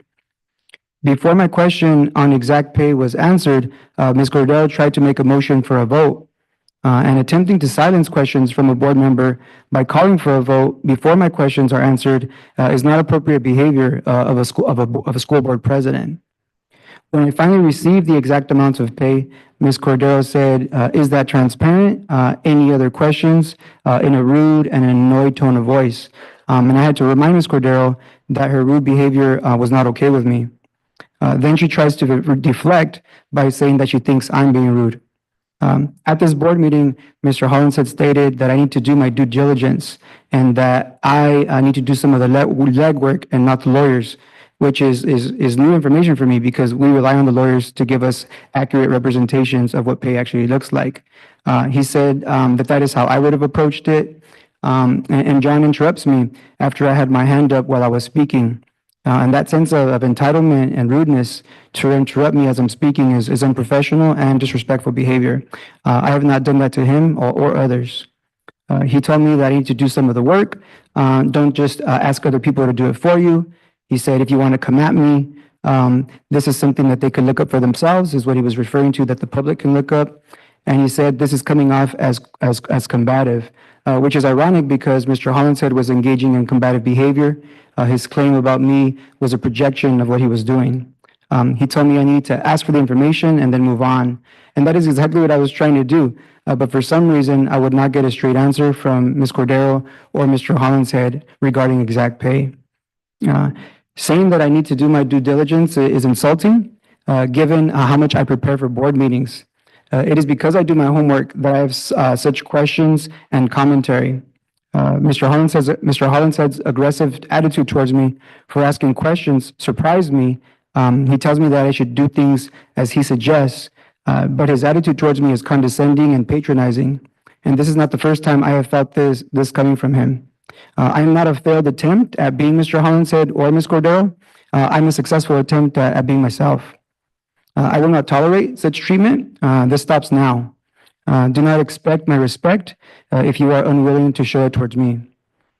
I received praise from various members of our staff for asking questions that others are attempting to silence. They appreciated my professionalism despite the animosity and rudeness in the tone of Mr. Hollinshead and Ms. Cordero. I am proud that I did not reciprocate that toxic behavior. I will always do my best to model the behavior I expect from all our staff and students. Admittingly, this is difficult not to match the negative energy when it is being placed on you. During closed session of our March 12th board meeting, despite not being an item on the agenda, Ms. Cordell felt entitled to say that my questions at the February 26th board meeting were an embarrassment. She said it with such animosity and hatred in her voice that I was taken aback. And sadly, I'm no longer surprised given previous outbursts of disrespect towards me. Ms. Cordero and Mr. Hollinshead, you are not my evaluators or supervisors. You do not get to tell me how I conduct board business. I'm accountable to the community, our voters, and students. They are my bosses, not you. I do not understand where you get that sense of entitlement and disrespect towards me, but it stops now. If that continues, I will continue to call it out until it stops. Our district mission, vision, and beliefs state that we all deserve respect, and I will not accept anything less. Thank you. That concludes my board comments.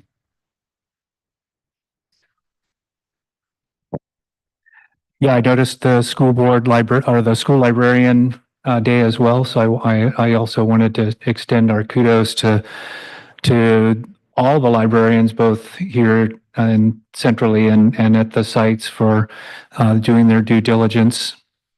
I had the opportunity to go to Miller School and visit a third grade class, and it was a really positive experience. They were engaged, the students were engaged in a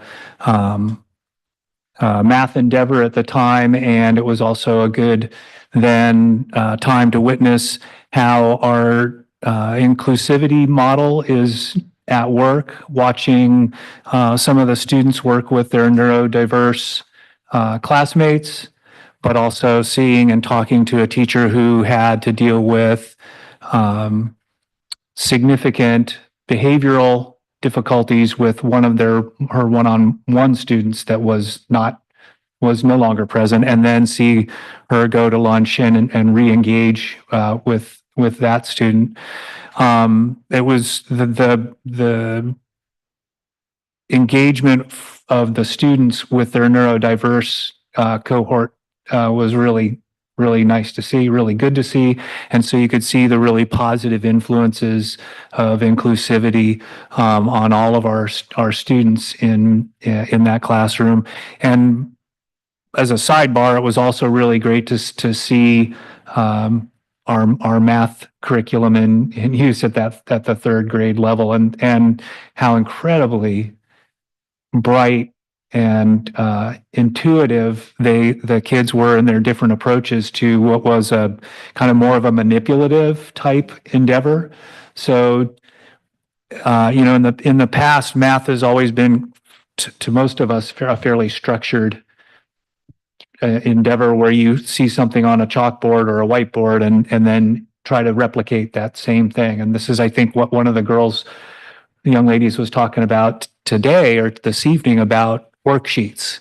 And so there are all these kids engaging with the same manipulatives and finding their own way through it or how to accomplish the goal, and then helping one another.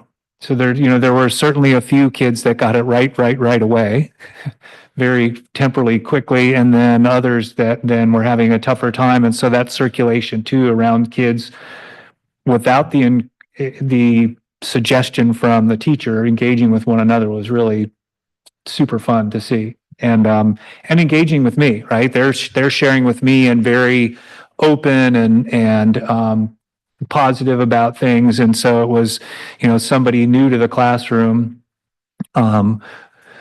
very, very welcomed and very trusting kids. So that was really a joy.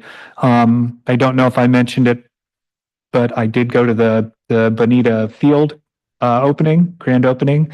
And again, the young man from Bonita was saying how much he appreciated the field, but then also making note of how much he appreciates all the things that the M&O does and the staff on campus does with keeping their campus clean and safe. And that's not our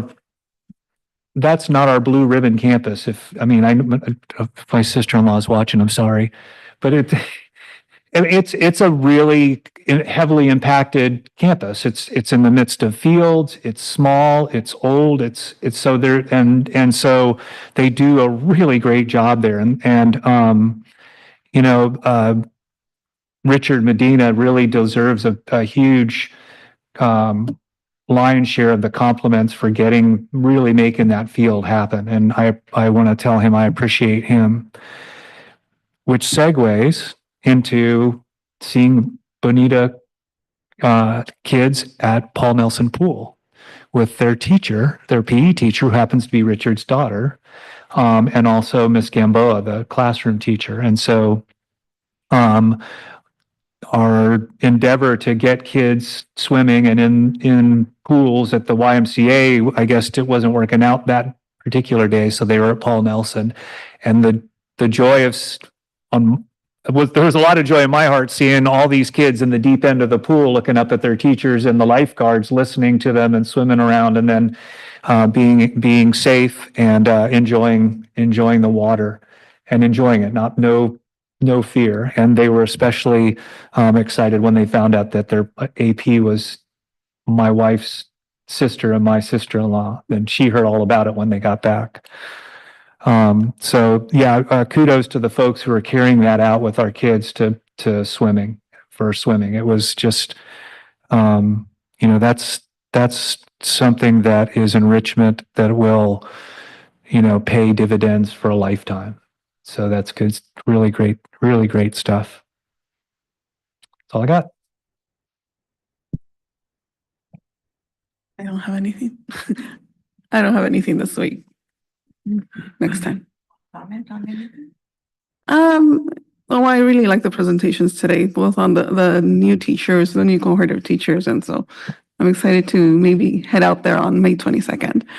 And then our diversity discussion today was really great. So thank you so much for preparing those.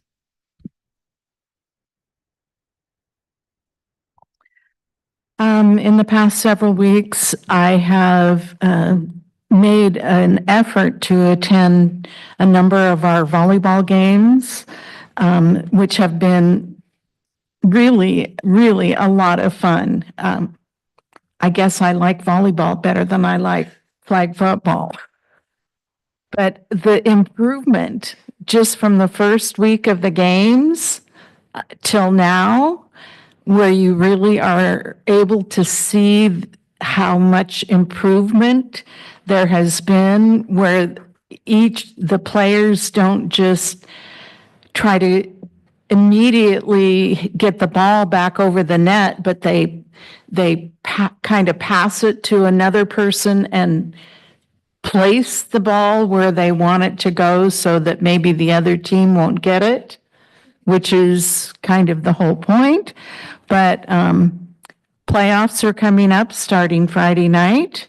So take a look at your schedules and try to make one of those. And along with that, the schools that have cheerleaders have been there doing their cheers. And when there's a little bit of a break, they'll get out and do a little bit. So that has been fun. And such an opportunity for our elementary age students who often do not have the opportunities to participate in any kind of an organized sport, whether it's for financial reasons or other reasons. But, you know, and the parents are coming and supporting their students and bringing them.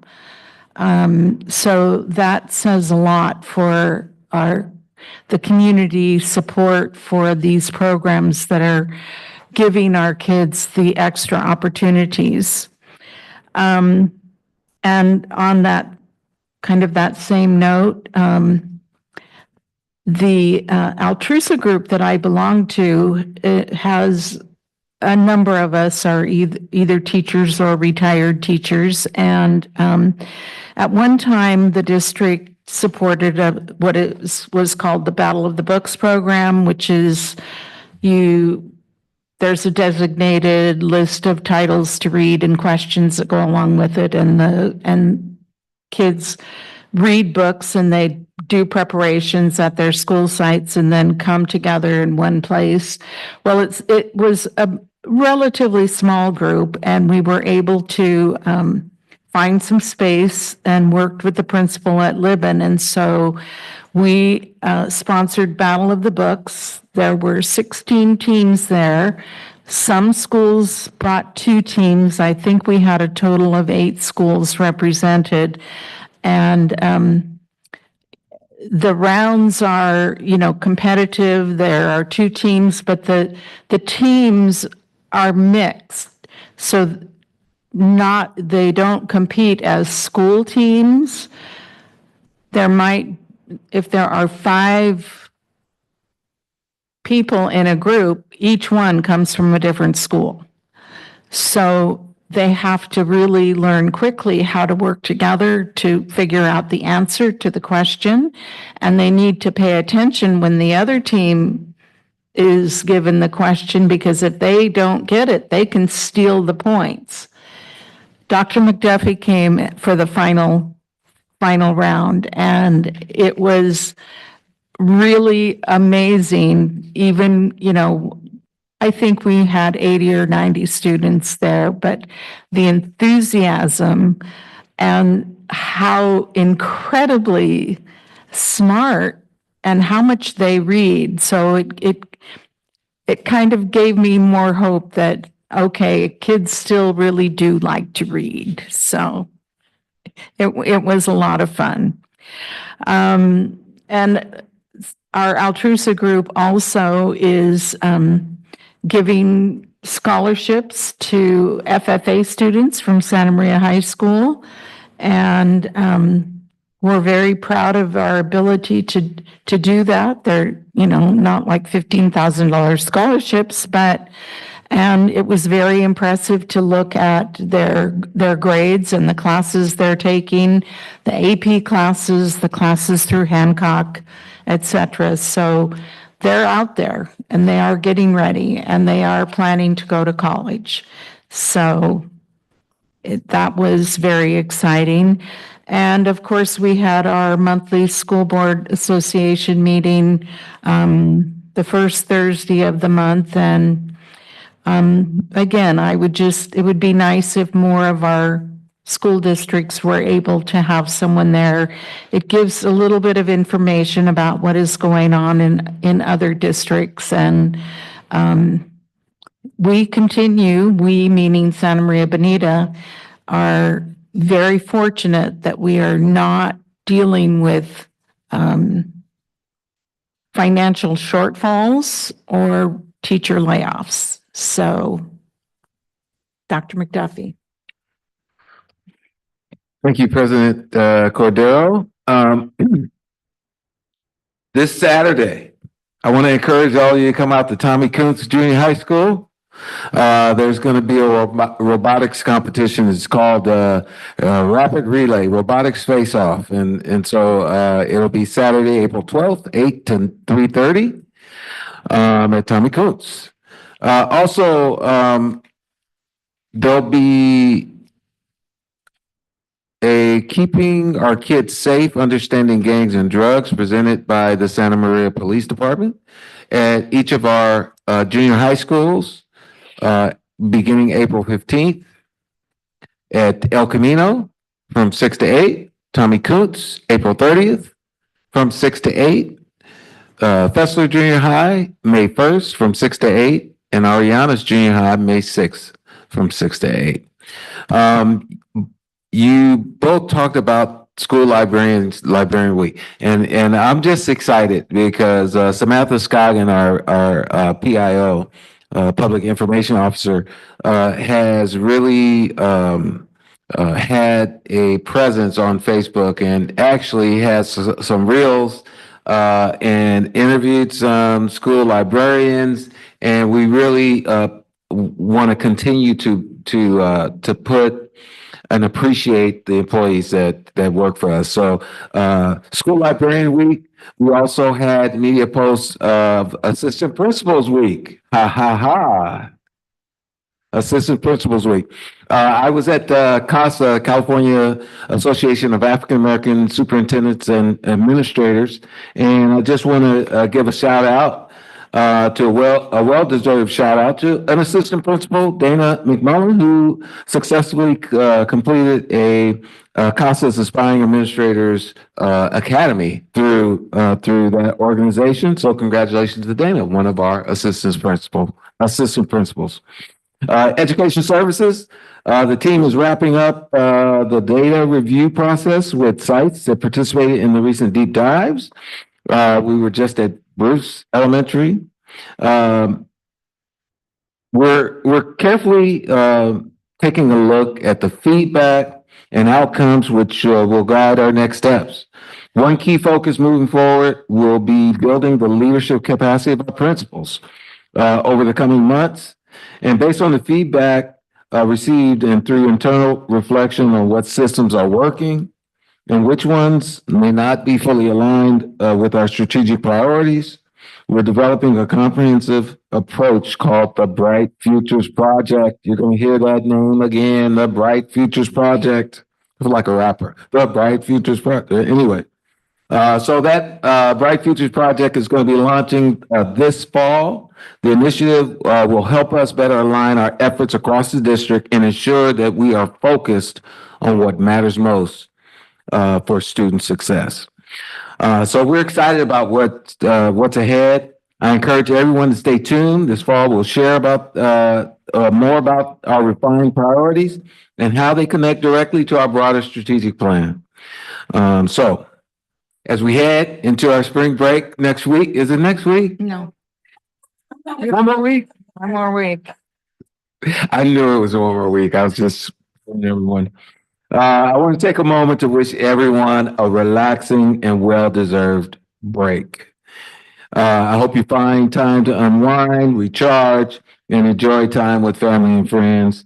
We're nearing the finish line of this school year 24-25.